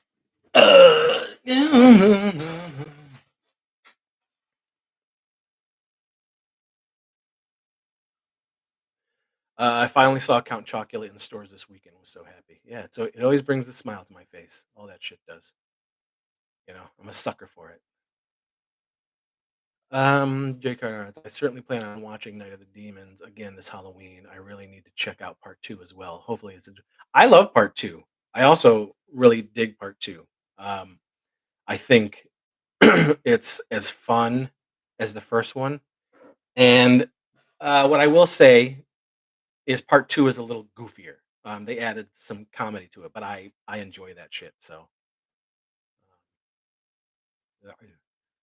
Where is that doc available? Okay, so the doc right now it's really not available. So that filmmaker, he spent 3 years making this documentary, and right now it is slowly playing in film festivals. Um, it's already played a few. It's got a bunch coming up until the end of the year. I'm sure into the new year there'll be more. The next time it's showing on the big screen is at Creature Feature Weekend in Gettysburg, PA. It is playing there on Saturday night at that um, convention and festival, horror convention and festival, and a whole bunch of us are going to be there for that. Ush rules as hard as Andrew and Alec. Yes, I agree. I love writing for those guys. They're all wonderful. I'm back. No, I'm here. Here's when he comes back with his shirt over his head, squealing. The squealing transient. Yes, a beloved, a beloved by only us character. Um,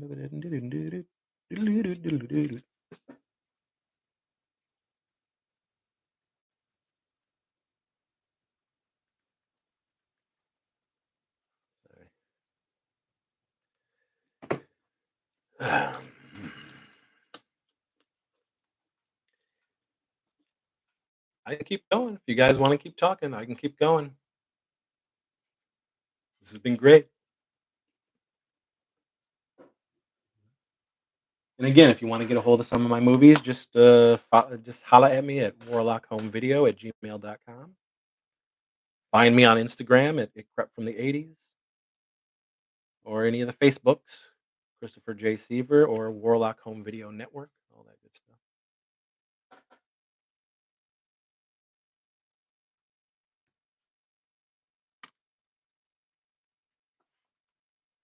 And if you want to check out a bunch of the videos, you new folks, they're all right there on their channel. I have, you know, room tours because the whole family's geeky. My wife's geeky. She's really into games, um, video games.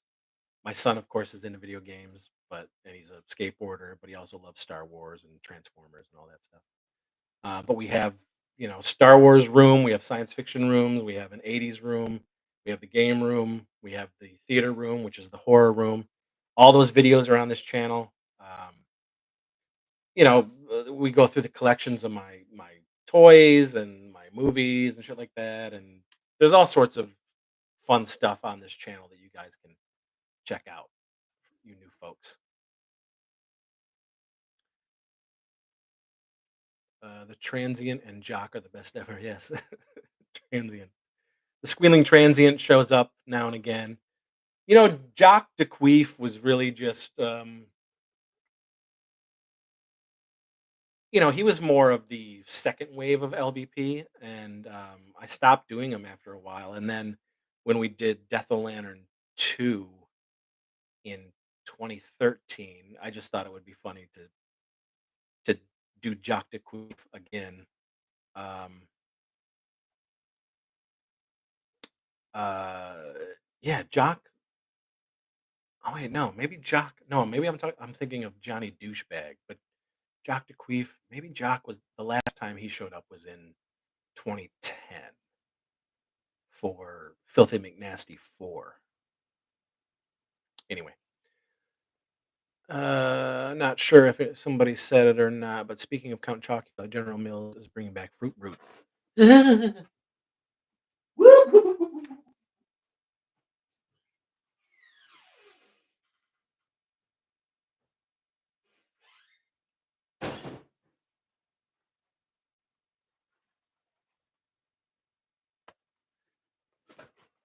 So there's this artist. His name is Cause, and that's what these boxes are now. That's going to be showing up in stores with his art. I don't like his art, but they did bring back Fruit Brute, which I was very excited about. So yes, they are out there in stores already.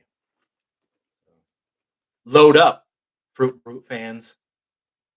You know how it is. It was around for us kids back in the day. Then they took it away, brought it back in 2016, went away again, and now it's back. So Fruit Brute fans, go get that Fruit Brute.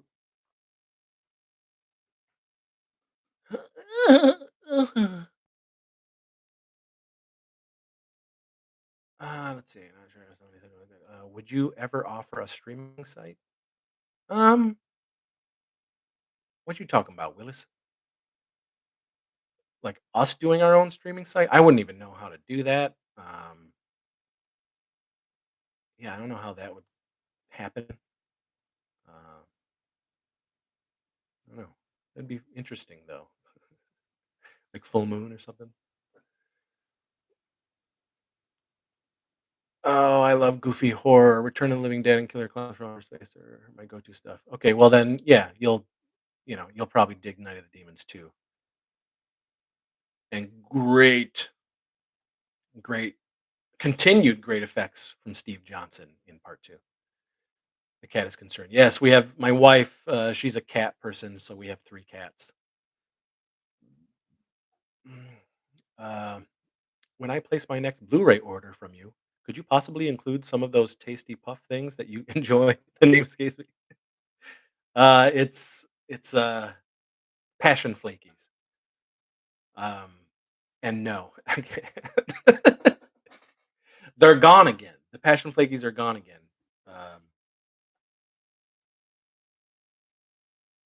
Yeah, like a subscription-based site like Full Moon or Trauma. I again, I that's interesting. And I wouldn't really know how to pull all that off. Um, I don't know. We'll see. I think right now we're just trying to get Wellsville Nights up and going. Again, I mean, I don't know how many movies that I could put up on streaming because so many of my movies are already out on streaming platforms owned by different companies. So who knows? Some of this stuff, um, you know, probably wouldn't even be accepted to show. So I don't know. I don't know. It's an interesting idea though. Um, I mean, we're just hoping that somebody, some streaming site picks up and wants to do the first season of Wellsville Nights. We'll see.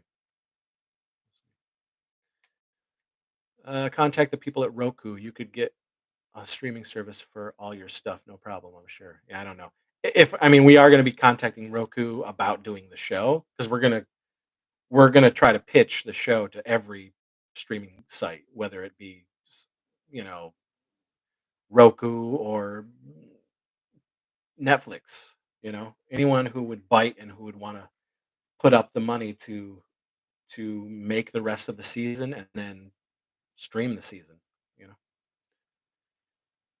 know? Gooch, did you watch Prey on Hulu? You thought it was meh? Oh, I loved it. Um, but I'm a very easy Predator mark. I love the Predator franchise. I really like all of the movies, other than I think Alien versus Predator is okay, and the second Alien versus Predator movie is total garbage. But everything else, I'm a big Predator fan, so I actually really did love Prey. Nostalgia junkie. Hi, Tom. Do you still get royalties from those movies that are streaming? Not at all. I never did at all. Um, nope. The only time I ever got anything was the initial deal, and that's either to buy the rights to the film or the money to make the film. That's it. And again, a lot of the deals that I made back then for a lot of these movies, streaming wasn't even a thing. Uh, so if they own the rights, then they can do whatever they want with them, and I get nothing. So no, being a no budget, low budget independent filmmaker is not lucrative at all. Everyone zero. I must pick up my dog from spa day. If you're still on, I'll be back later. Have fun, everyone. Thank you for popping in. It means a lot. Thank you. Thank you for having the conversation. Yes, it'll get picked up somewhere. I'm sure of it. Man, I hope so. I hope so. Um, you know, who knows? It's interesting. It's tough. I have through all these years, I've never had an agent, never had a manager. Any producers sort of been terrible that I've dealt with. So pitching to producers and these companies is going to be a real hardship, and it's going to be tough to sort of break through. Um, and to get a hold of the places and people that we want to get a hold of, but we're really going to do our best. The one thing that I have going for me is the amount of stuff that I've made, um, how long that I've been doing this. Um, it's passion, it's stubbornness, it's the prolificness of it all. That's a plus. People can see that. Oh, it's not just some schmo saying that he wants to do this and he did, a short here and there, but it's, oh, okay, this guy has been doing this for a long time and there's something to show for it. Um, so we'll see. I don't know. That's why we're giving ourselves so long to pitch because we're really going to try our hardest to get somebody interested and involved in the whole thing. And again, if not, then we're going to try to kickstart the first season. We're going to put a budget together, what it would cost to make the remaining 7 episodes. We'll put a budget together. We'll put that up on Kickstarter and do our best to try to raise money to make the rest of it, and then we'll go about putting it out to the masses in a different way, whether it be Vimeo, whether it be YouTube, whether it be a site that you can buy the series or watch the series for a price or buy the series and then binge it or download it or whatever it is. I don't know. Um, I think the idea is that I certainly don't want to just make it for us to put out because I want as many people to see this as possible. Because I believe in it and I think the crew believes in it and it's a really fun thing and it's a really fun idea. And Any fan of the 80s and 90s shows like those shows are gonna watch this and get a kick out of it and get the humor and well, I mean, I don't know, maybe not get the humor. The my stuff is very absurd, but at least get what we're trying to go for and the poking fun at it and trying to be as authentic as possible. So that's why we shot the broadcast tape camera, so the quality is SD. There's nothing HD about this show at all. Um, so I don't know, man. We'll see. I'm excited about the idea of you being backed by a legit budget. The stuff you've put out together with virtually no budget is impressive. Yes, thank you. And we all agree. you know, we all agree. It's fucking about time. Um, it's mind-boggling that we've never had a budget, really higher than 6 to 10 grand for anything. It's mind-boggling. Most of the stuff is between 500 to 5 grand. So uh, I don't know how we've done it. I mean, it certainly helps that we're sort of a pseudo well-oiled machine, and we've been doing it for so long, and it's been the same people um, back to back to back who are a part of this crew. So there's a shorthand certainly, um, and I think the shooting the pilot was evidence of that. It was a very fun experience, I think, for most of us. Um, and you can't say that a lot about a Chris Seaver shoot because there's a lot of hardships making this stuff as fast as we do and still getting the quote unquote quality that we do on some of the stuff. So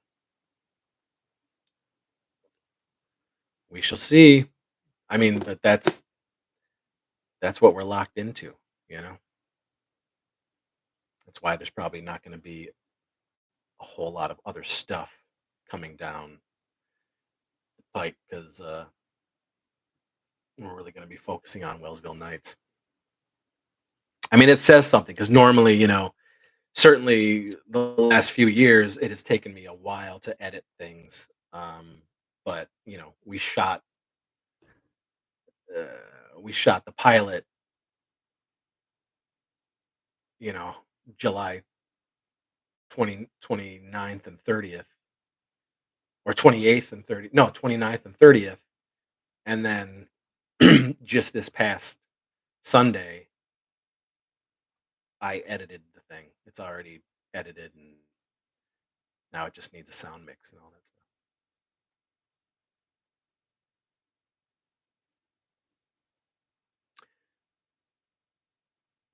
I'm just hoping Wellsville Nights has a diet pill.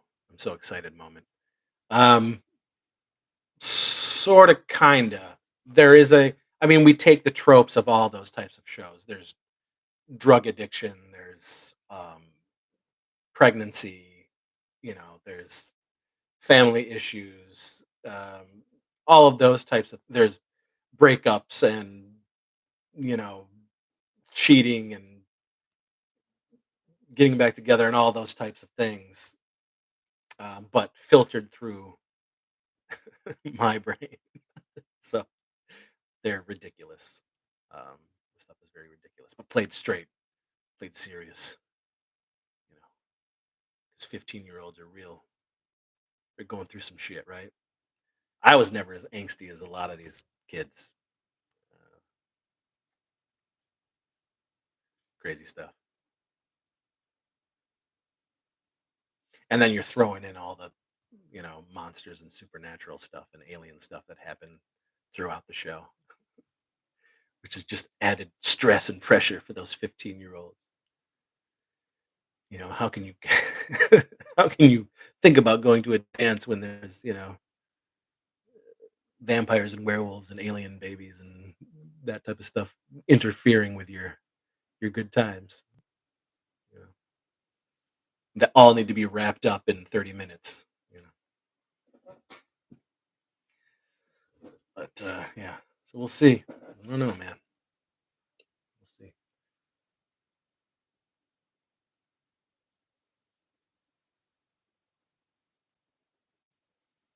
Any other questions? Anyone? Anyone? Otherwise, I'll call it a night. But if you guys want to keep talking, hey, Chris, I like your carpet. Word.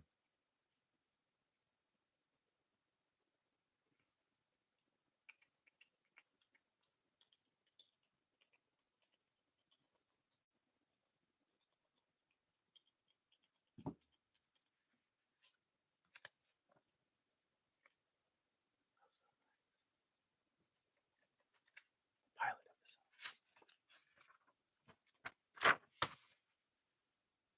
Freshman.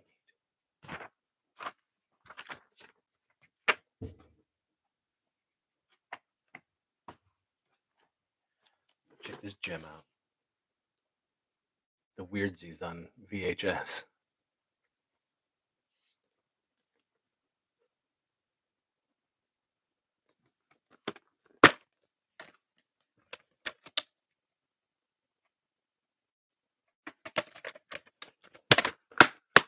Wild, huh?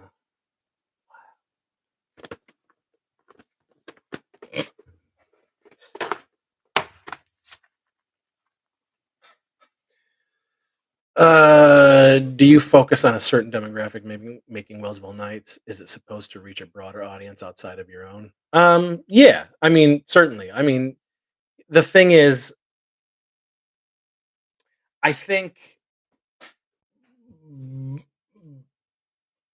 mm, so my type of stuff in general is very catered towards the people who love shows like Mr. Show, Monty Python, Strangers with Candy, um,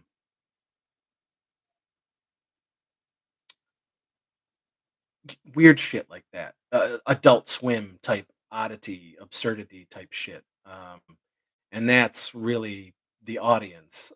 So really just, it's people who can get on board. I think like a mainstream type of person who has seen Full House or Saved by the Bell or Degrassi Junior High or 90210 would laugh at the fact that we're emulating it and really bringing it to life like it was a real thing, and it's, all these 40, 30, and 40 somethings playing 15-year-olds. I think they would find the humor there. Now the absurdity of it, I don't know. It's tricky.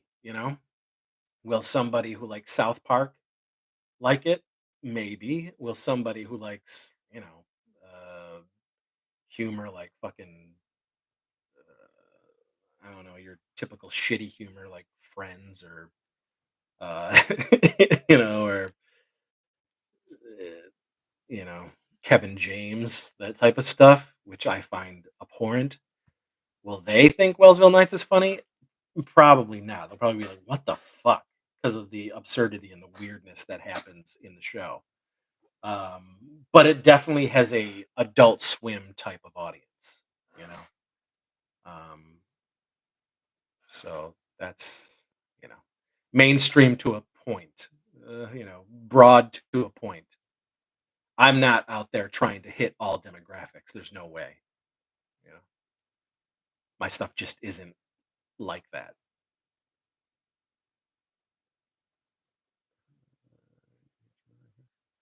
Hello, Babette. Great to catch you live, Chris. Thank you. Thank you for popping in again. That VHS rules. Yeah, yeah. The company, Future Video. So I made a deal with MakeFlix to put out the Weirdsies Blu-ray, and Future Video licensed the Weirdsies from MakeFlix to do a limited run of VHS, and that's where you can get this version. And I shot like a little intro for it.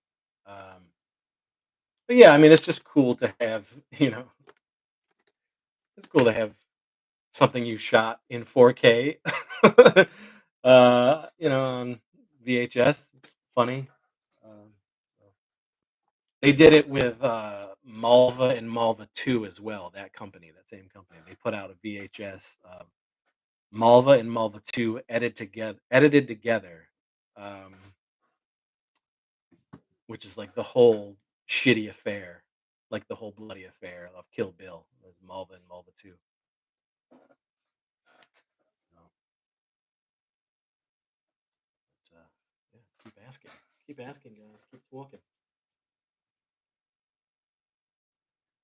Paranormal Investigation Agency, anyone? Which you can stream for free on Amazon Prime. This is our sort of like Parks and Rec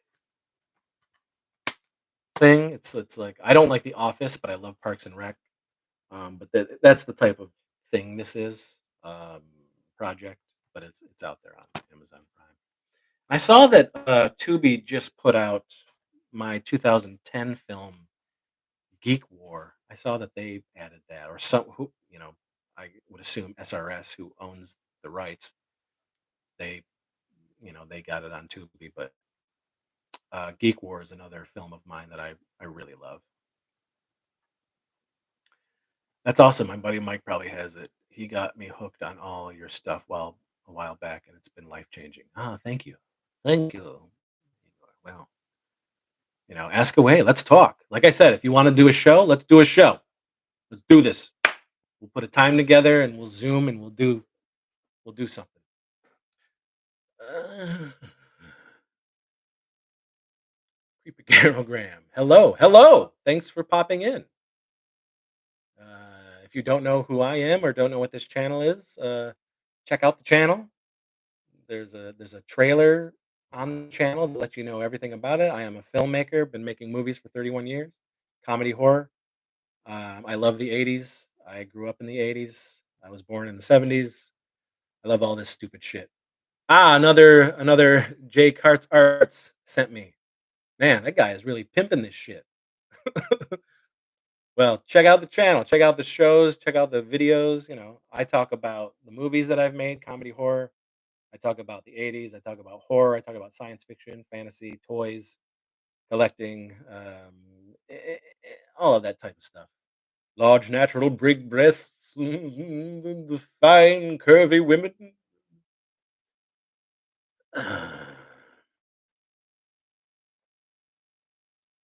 I didn't say it earlier, but he sent me too. Man, that guy.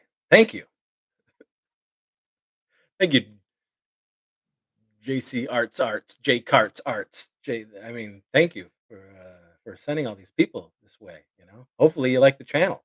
Hopefully you like some of the content that's on this channel. I will check it out for sure. I grew up in the 80s. Yay! Well, that's what it's all about, bro. People, you gotta, the 80s were a magical thing. Magical thing. Never give it up. Never gonna give it up.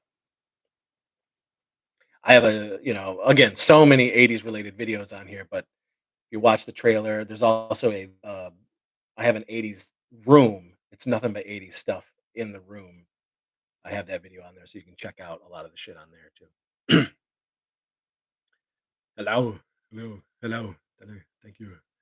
Thank you, everybody. This is born in 68. 68! Ah, ah, So you lived through the 70s. So you had a prime time. So I was a kid in the 80s and you were a teen in the 80s. I love that. I love that dichotomy. I love hearing that's my mom and my uncle's time. You know, they were teens in their 20s in the 80s. And I was a kid going into my teens in the 80s. That's right. Pleasure.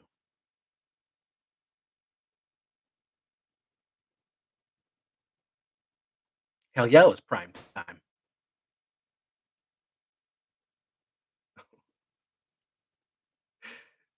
I like that name, Professor Professor Strange Finger. I thought it was Strangle Finger for a minute.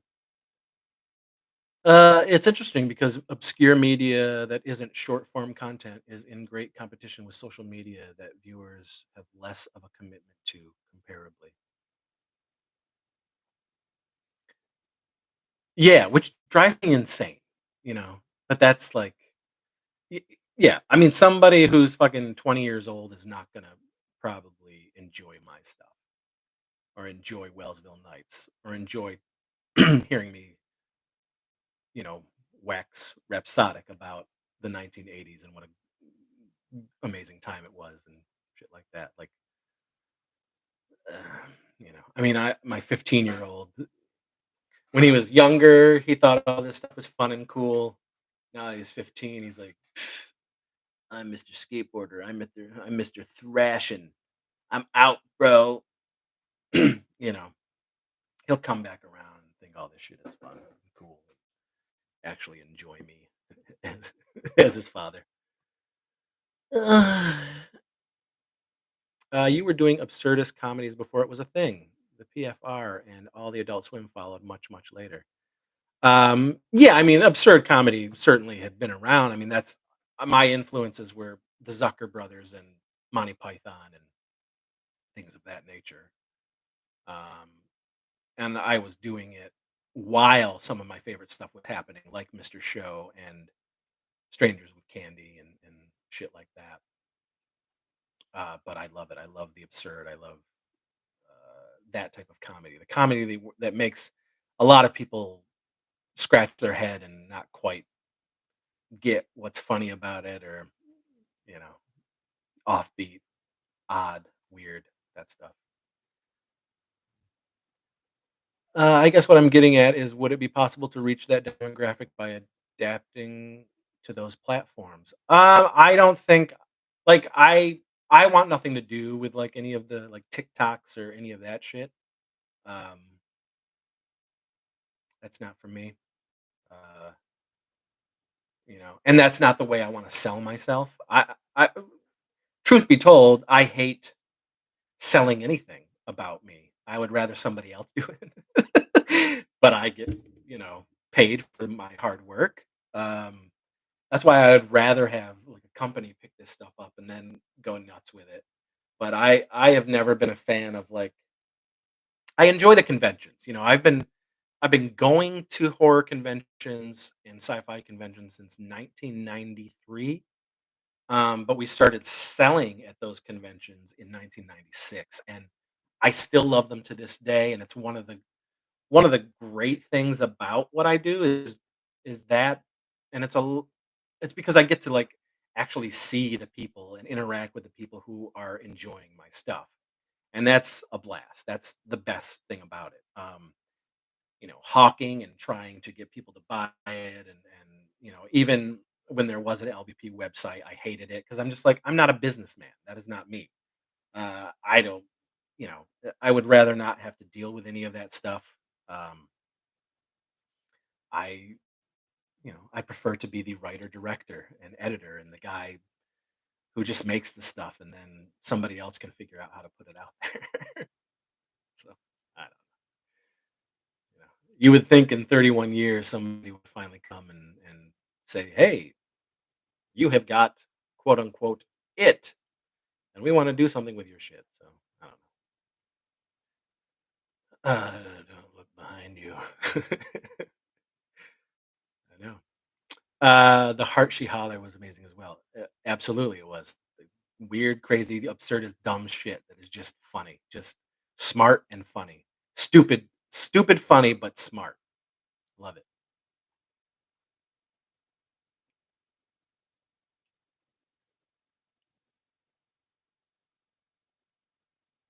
I bet I love that show too.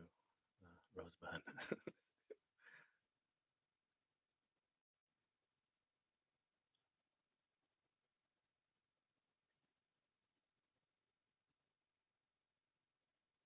He said, "Don't look behind me," but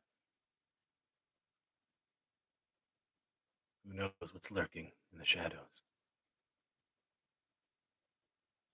Pepperidge Farm remembers.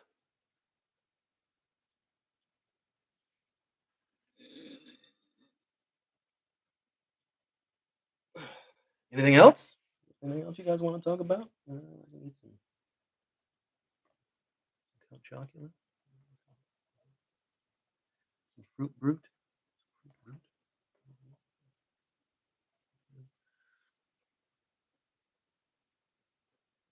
I love really bad horror movies from the 70s and 80s. Get in line.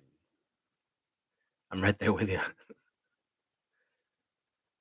More so the 80s, but absolutely. My bread and butter. Craptacular. Yeah, what is noise I keep hearing?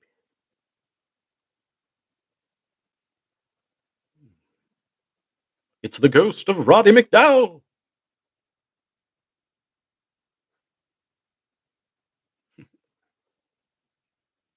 I hate Demon Wind.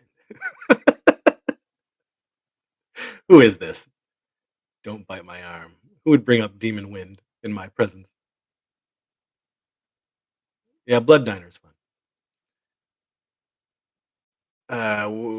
Babette Bombshell. We have Debbie Rashawn in common. She's the greatest. She's writing her memoir. Hell yeah, Debbie's amazing. Debbie is amazing. I hope to get her in Wellsville Nights. That would be great. But yeah, she's one of the good ones. She's also, unbeknownst to me until I saw a cut of it, but she's in the documentary that was made about me and LBP. But yeah, she's in there. So is Trent Haga. Much love and respect, Chris. I'll definitely be in touch for a collaboration video. Yeah, like I said, holla at me. I gave you all those socials. Just hit me up and we'll do something fun.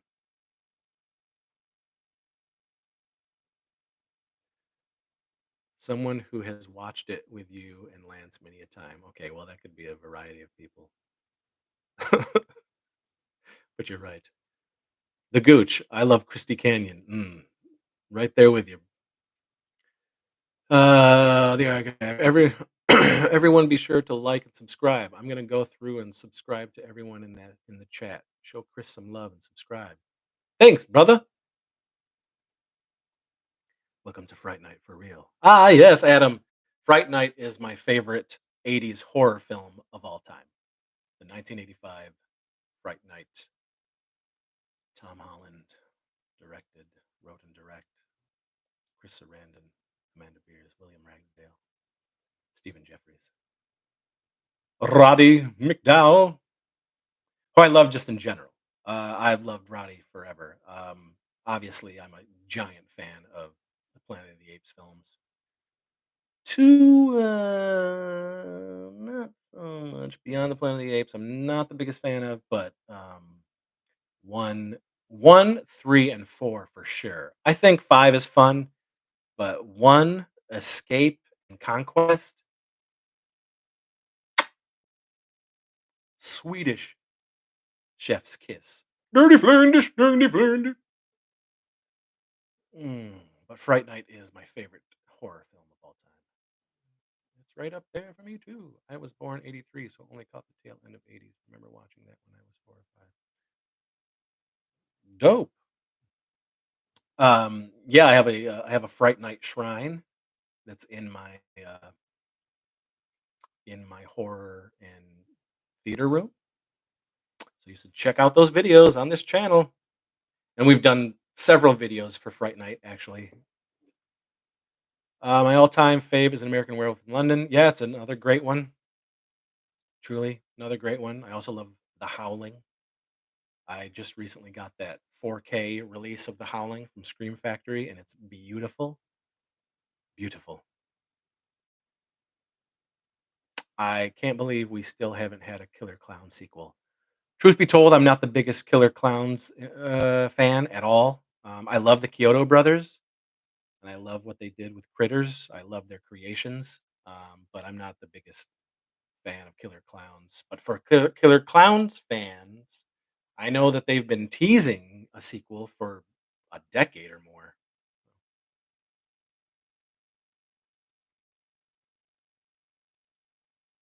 What? Beyond was awesome. Thanks for hanging, man. Hope to catch y'all all again. Thanks for coming by. Stay tuned, guitars. Yes, thank you for talking with me. This has been awesome. It's been great. See me, me, me.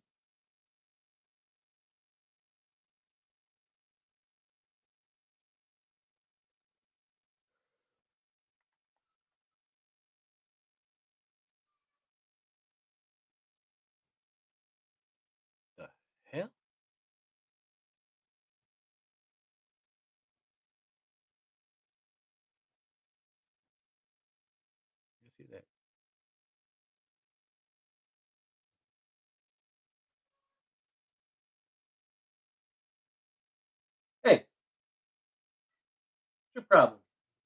You sound like a goose. Come here. What are you doing with this? That shit was creepy.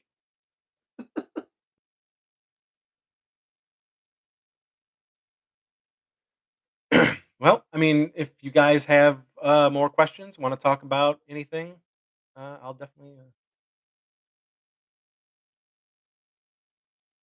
Yeah, well, I'm definitely going to check out some of your other videos once the stream ends. Yes, please do. There's plenty of stuff, a whole variety of stuff relating to horror. All the films that I've made, the '80s, toys, all manner of chicanery, music. I'm also a big ska music fan since the '80s, so we talk about ska a lot.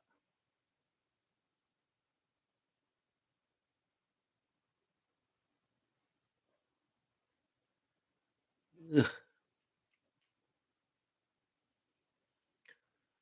And I think the making crapster piece videos are awesome. Yeah, I mean, if you certainly want to get to know more about the films that I've made and see the behind the scenes of some of the stuff. Yeah, we put out a series of videos called "Making a Crapster Piece," which is just me and various members of my crew talking about the making of some of the films. See me, me, me, me, me. Yeah, Jason's still around. Jason and Noel, who are in a lot of my movies, they're hermits. They're just hermits. So they don't pop out a lot.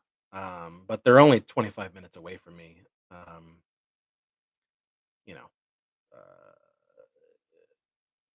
Jason is in the show. He's not in the pilot episode, but he is in the show. His character shows up in episode 5 and then sort of continues throughout the rest of the entirety of the show until season 4. If we were lucky enough to make up to season 4. But yes, Jason is still around. Um, they're just hermits. Yeah, there's a bunch of the LVP and Warlock crew that they're not in the pilot episode, but one way or another they all sort of show up throughout the season. Um,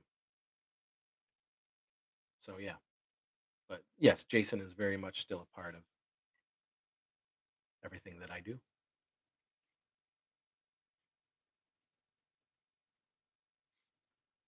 So, and again, he's great. He is fantastic. You know.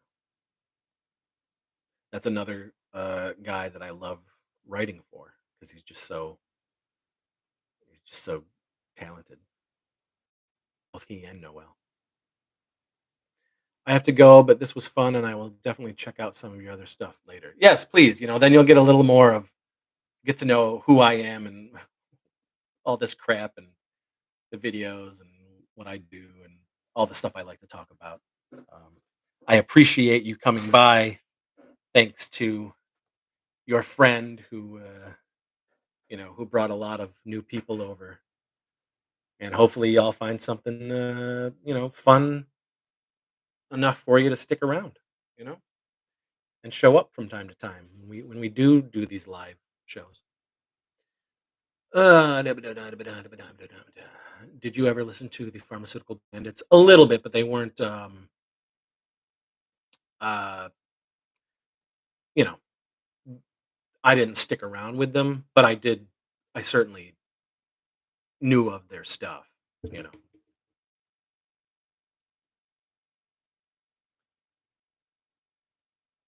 a bunch of friends and I were gonna go see Real Big Fish when I was a freshman, and then they flaked on me and went without me. Cold blooded. Cold blooded. I actually was on stage with Real Big Fish before in the mid 2000s, early to mid 2000s.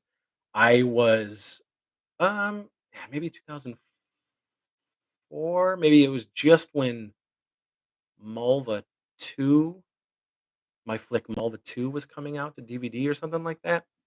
But I was also doing some stuff with Trauma, and we all, you know, we went to the show and we went backstage and we hung out with them, and um, they were big fans of Trauma, of the Toxic Avenger, and I was dressed as the Toxic Avenger, but with, my two-tone tie and two-tone suspenders and all this stuff, but I had the Toxie mask on. I had the Toxie uh, tutu on, and so I went out and skanked, uh, and I would throw out LBP and Trauma DVDs to the crowd.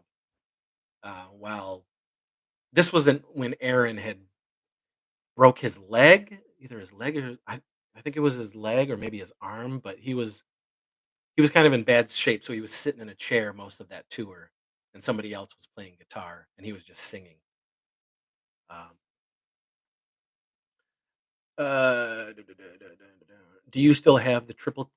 No, that wasn't my poster. That was the girl that played Malva.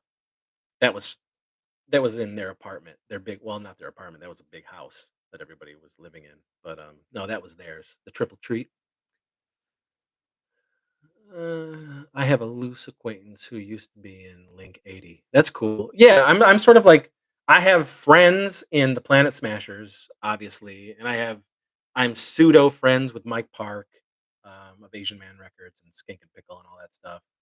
Um, little bit of mustard plug friendship there, things of that nature.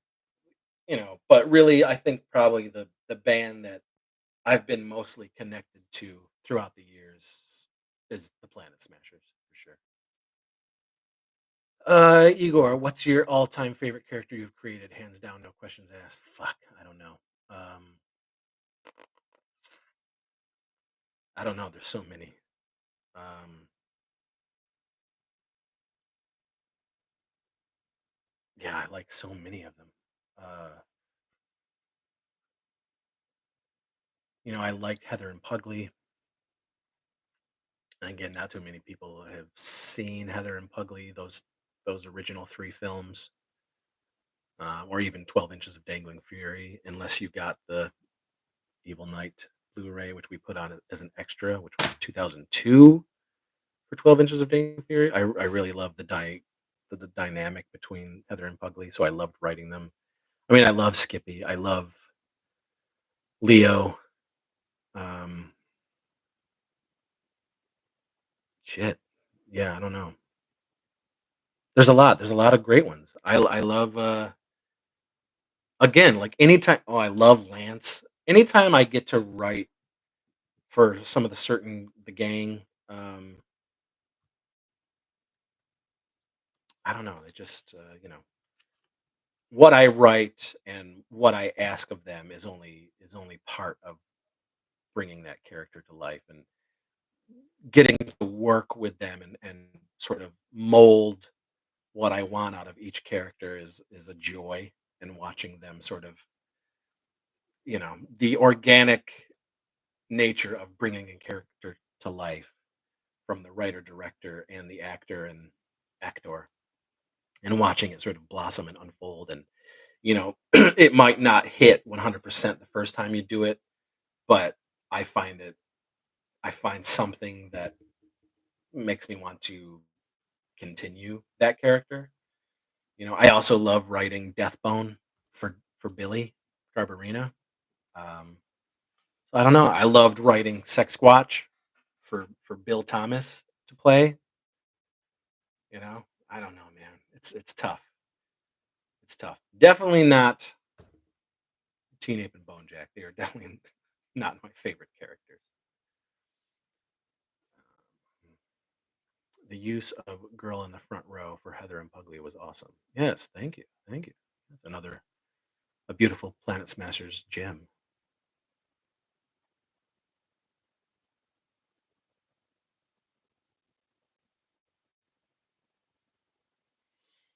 Heather and Pugly is the shiz for sure. Definitely not enough love for those 2. Well, it's because, again, it's, those certain movies were only going around at a certain time period in low budget pictures warlock history, and the majority of it was always at conventions.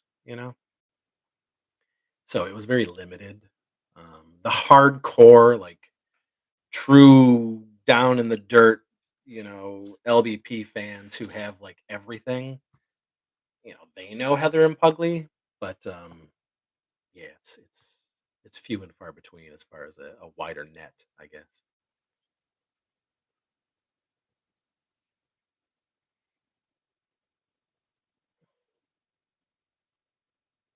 But,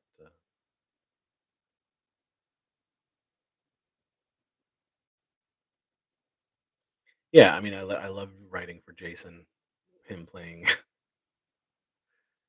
um, Desmond St. Croix is always great, which leads into, Clavel Mandanglo, Funkenstein, all of that stuff. But anytime I can get him, I mean, I really love Quasar Helix, um, which is a character in the Dingleberries and the Weirdsies, and he's actually little tease, but that is the character he's playing in Wellsville Nights as Quasar Helix. But man, I love his yeah, it's fun.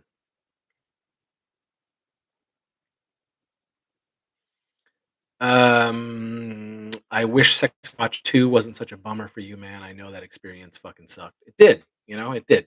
But I mean, we've had worse experiences making movies, you know. Definitely worse experiences making movies than Sex Watch 2. It was a mistake from the get-go. We probably shouldn't have done it. We definitely shouldn't have done it as a teenage versus Sex Watch movie. We thought I don't know what we thought. Um, but I remember writing it and just being like, "Mm, this was a mistake." But by that time, the deal is made, and you got a movie to make, and you know, I mean, if you listen to that commentary, it's pretty obvious that none of us liked it. But I'll tell you something. When we were all together here making Wellsville Nights, we did pop in Sex Watch 2 because there is still some just stupid funny stuff in that movie. Um, Cohesively is not it's not a great project, but there's just some dumb shit in that movie that still makes us laugh. Very much like Stoinky Beach. For the most part, only the people that made Stoinky Beach find Stoinky Beach funny, and we watch it every single year as a group and just laugh our asses off because it's just so dumb. We made it to be just like one of the dumbest things ever, and we just had a blast making it. Very much like, the Blue Cheese Brothers, just such a dumb, weird, absurd, obscure short that we did, which is also an Ernest P. Worrell fan film. But it's so dumb, it's so silly, and so odd and goofy, it just makes us laugh, you know?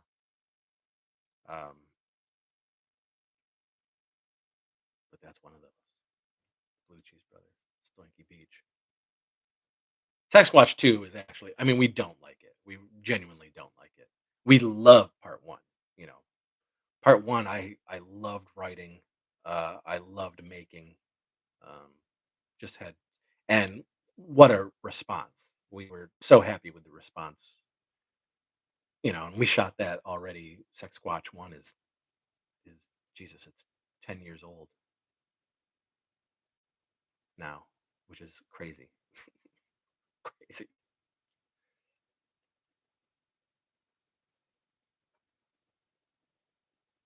I also really love Terror at Bloodfart Lake. I love Geek War. I love Film Crew. Um, I respect that you are tight-lipped about the experience with Teenage versus the Monster Nazi Apocalypse, but would also love to hear the real story. Well, you get bits and pieces of it in the documentary that was made about us. So there you go. You will get some of that story, not all of it. Thankfully, you know, there was a time when I did see a couple different versions of the doc, um, and he had it was almost like that story about the movie we made for Trauma was the longest bit of the documentary, and it was just like, this what is this? I mean, it's his movie, and I had no say in what was in the doc, and I didn't, again, I didn't even know fully who he had in the documentary.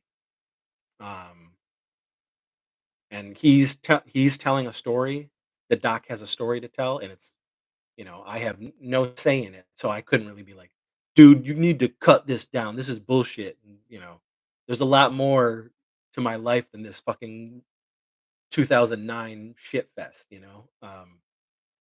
But when I saw a different cut, thankfully he did trim some of that down. It tells the story, but in a much more concise and compacted way.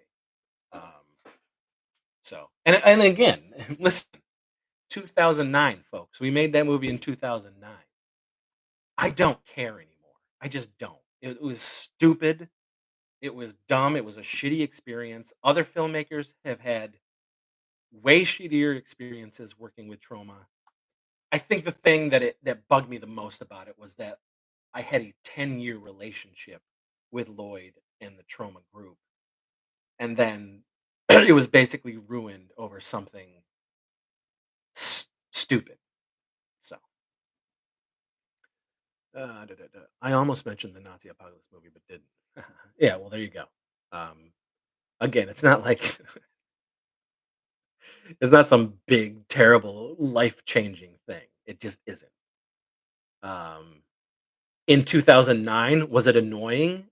Yes, it was fucking annoying. It was childish, ridiculous, and just solidified a lot of things that I was already starting to think about the relationship I had with trauma. So, I mean, whatever. Fucking 2009, I don't care anymore. It's not like this touchy subject. I don't, you know.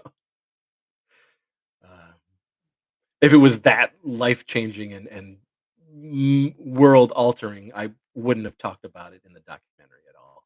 You know? But it's such a minuscule part of my fucking history making movies.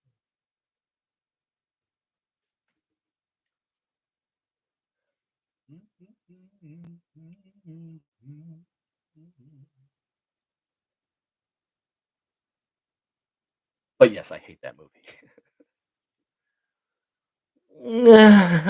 Will there ever be a sequel to the much loved Barbecue? Is this Andrew? No, there's not gonna be Barbecue. Stop it. Come on. If you're an LBP member and you're hiding in the shadows, just say you're an LBP member. There was a pseudo fake sequel made by your hands while I was off doing something during an afternoon, and I came back and you had this thing done. But no, barbecue is barbecue, and that's what it is.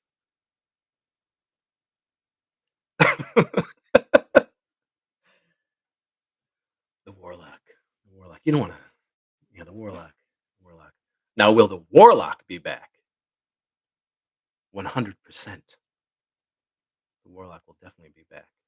In fact, I think the warlock will show up somewhere in Wellsville Nights.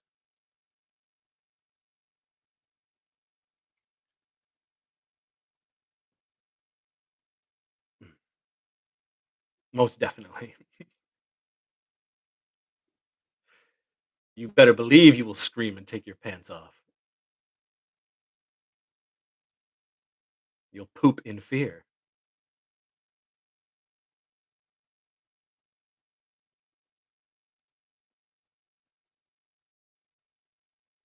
Wow, we're going. This is what I thought was just going to be a quick update video is turning out to be a 3-hour live show. This is great, guys. This is great. But I probably will go soon. You know what? I'll probably cut it off at 8 o'clock. My wife is going to be getting home, and we're gonna dip back into the Sandman. We've watched the first 4 episodes of the Sandman. So I think we want to. That's been our nightly watch. So let's say 8 o'clock. Are you looking forward to the Willow series? 100%. Yes. Trailer looks wonderful. I love the movie. Obviously, grew up with the movie. Saw the movie in theater, but absolutely, I'm ready for Willow. 100%. I'm glad it's a Lucasfilm property that doesn't have Star or Wars in the title that we're getting new.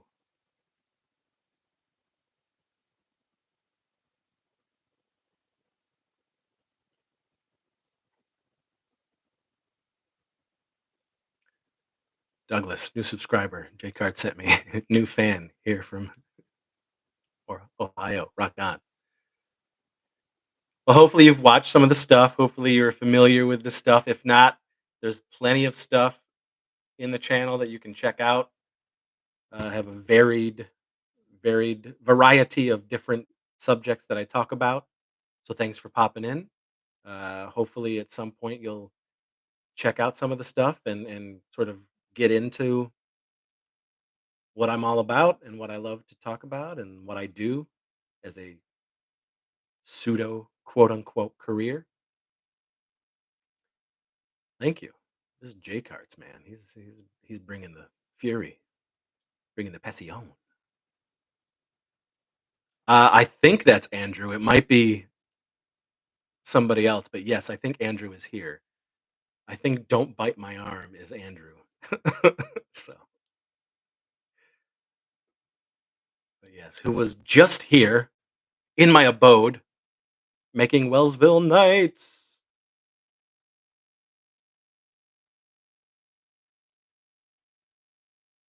as Jeff, the 16-year-old janitor with a paycheck and benefits to boot.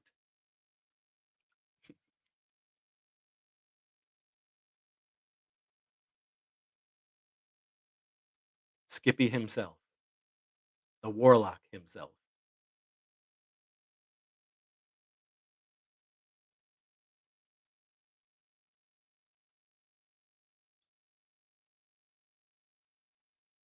Yeah, I'll do this for another about 15 minutes, and then I'm going to split. And you can watch this from the beginning, new folks, and watch all the other stuff and watch the channel trailer and get an idea of what the sievage is all about. Eh? Mm.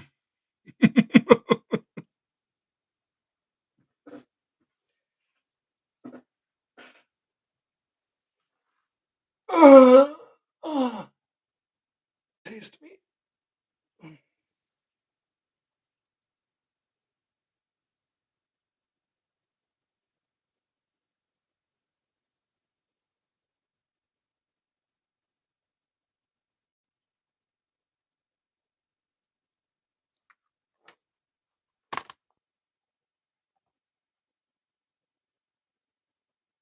You guys see anything?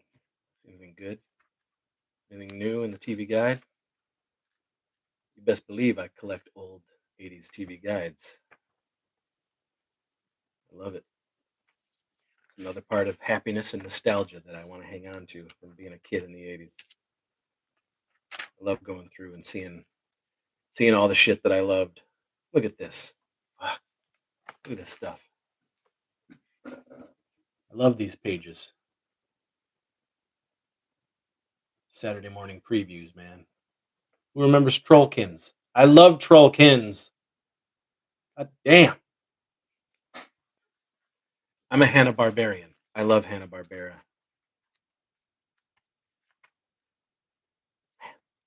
God, I love this. Pure '80s, everyone. Pure '80s. You owe him an action figure? By God. Take it up with Andrew. What time? I don't think Jake and the Fat Man was on yet. No, definitely not. It wasn't. Don't think I've seen a TV Guide. Oh, I have so many now. Upstairs in the '80s room. This was just brought it down here for bathroom reading. I love it, guys. I miss it. I really miss it. That's why I try to hang on to everything amazing, '80s wise. There was nothing like it. Nothing like the decade. Holy shit. Thundar the Barbarian. Hell yeah. Love Thundar. Have that on Blu-ray. Doesn't it make your nipples twitch and your tips drip? Ladies, guys,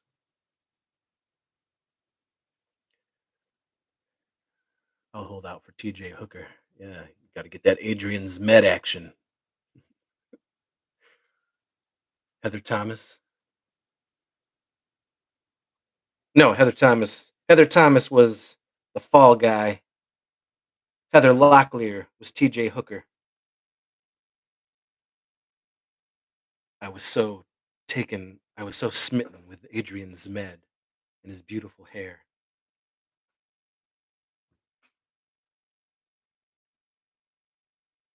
Yeah, TJ Hooker was far cooler than Kirk, as far as I'm concerned.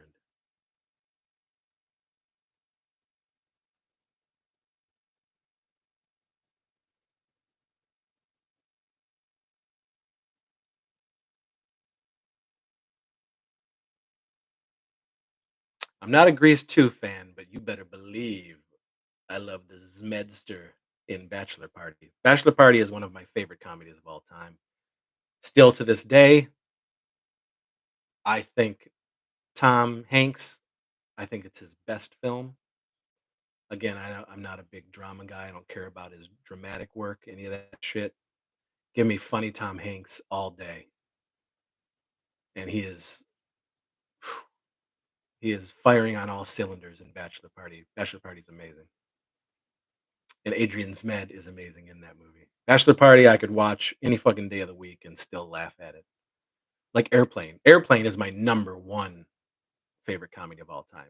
I can't even tell you since the '80s how many times I've seen Airplane and still laugh at that fucking movie. Any of the Zucker Brothers stuff, Top Secret, Naked Gun, Police Squad, all that, forget about it. I'd rather hear Adrian Zmed sing about bowling. I saw Zmed on Broadway in Greece with Rosie O'Donnell. It was a revival. Damn. Use all the so you were smitten with the Zmed in real life?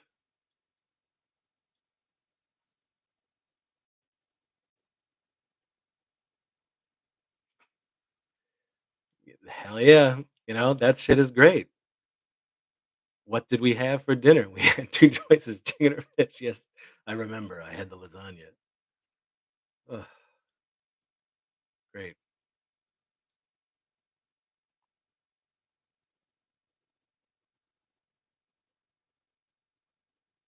I named a character after Adrian Zmed in my film Paranormal Investigation Agency. I love the Zmedster. Speak jive. You better believe you speak jive.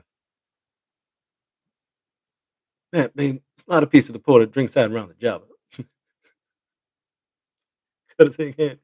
I know all that jive. I have done it for years. It's you know, yeah, man. That hunky muffin be messing my old lady. Got to be running cold upside down his head. Hey, home, I can dig it. That guy ain't no pig rip up on you, man. I say, hey, Sky. Some say, "I won't say." Uh-huh. Break the J, I did the same old, same old. Hey, knock yourself a pro, slip. That gray matter back like the phone is down to TTCB in, man. Hey, you know what they say? See that broad to get that booty yak 'em? Leg 'em down and smack 'em, yak 'em. Got to be. Yo, shit.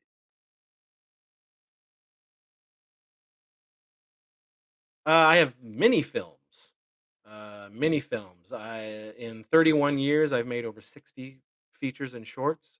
There's a whole bunch out there on streaming sites, or you can get on DVD or Blu-ray from several different companies. You can get a bunch of stuff from me. Uh, I think you might be referring to the documentary that was made about me, um, that I might have just been talking about at some point. But that is in that's doing the film festival route right now. I didn't make that. That was a somebody who came to me and wanted to make a doc about me. Um, so that's just doing the film festival route. But there's stuff about my films on the channel.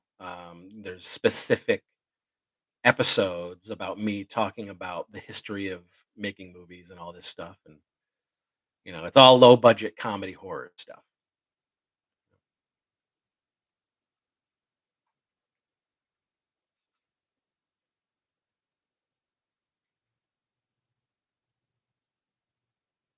Yeah, so the Zmed thing. Yeah, so we made a movie called Paranormal Investigation Agency.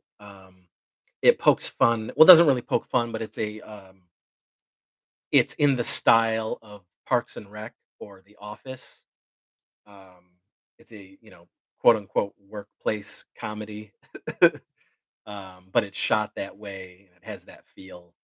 And it's about a low budget paranormal group who hunt like creatures and paranormal stuff. And, you know, that I believe is streaming free now on Amazon Prime, I believe. I don't know. We shot that in 2013. I love Top Secret. I see. Let me know if his condition changes. He's dead. Yep. I just bought a original um, Top Secret theatrical poster, one sheet that is up in the '80s room, but I need to frame it. But yeah, nobody fucking knows Top Secret when I talk to people about it. Um, I mean, I used to rent that movie all the time in the '80s. Um, it's a select few of people who ever like know what I'm talking about. So I love showing people the movie for the first time, and they're just like, "This is fucking hilarious," and Val Kilmer is so great in it, and it's got two of the coolest, wildest, most imaginative scenes in movies, I think, and especially for 1984 when the Zuckers shot this movie. Well, 83, 84, whatever. Came out in '84, but the two scenes that still like blow my mind is the backwards scene with Peter Cushing and the underwater bar fight scene. Holy shit! Like those two scenes are just. I mean, they were going above and beyond for comedy, for absurdity, and I loved it. I love that the balls that they did in that, the balls they used. Is your film? Sorry, I love Top Secret. I see. He said, just looked it up. I have Prime. I'll check it out. Top Secret. I remember that. The underwater. Yes, the underwater fight scene. 100%. Top Secret was one we rented from the library on VHS repeatedly, along with Grease 2 and My Blue Heaven. The underwater scene is ridiculous. There you go. So you guys know those. I mean, those scenes are great. My lady has just arrived from work, so I think I'm going to. Are we gonna watch Sandman? Oh yeah, we're gonna go for a walk. But are we gonna watch Sandman? Okay. Well, we're gonna go for a walk, guys. We are. We try to take a walk every day. I'm gonna split. I want to thank you guys so much for checking the channel out, for all you new people, for the old folk who have been around. Thank you for popping in. This was just an impromptu update video, and it turned into a 3 hour long live video, and I very much appreciate it. Let's try to get a time where let me know in the comments what would be a great time every week to do something like this. Because one, it brings more content. Two, it brings the community more together, and we can grow it that way. Where I always don't have the time to do a edited video to put up on the channel. So, but thanks again. Get a hold of me if you want. All my social medias. It crept from the '80s on Instagram, Warlock Home Video Network on Facebook, or Christopher J. Seaver on Facebook. Right here at Crept from the '80s on YouTube. Um, you know, so thanks a lot, and we'll talk to you guys later. This was awesome. Thank you so much. Bye.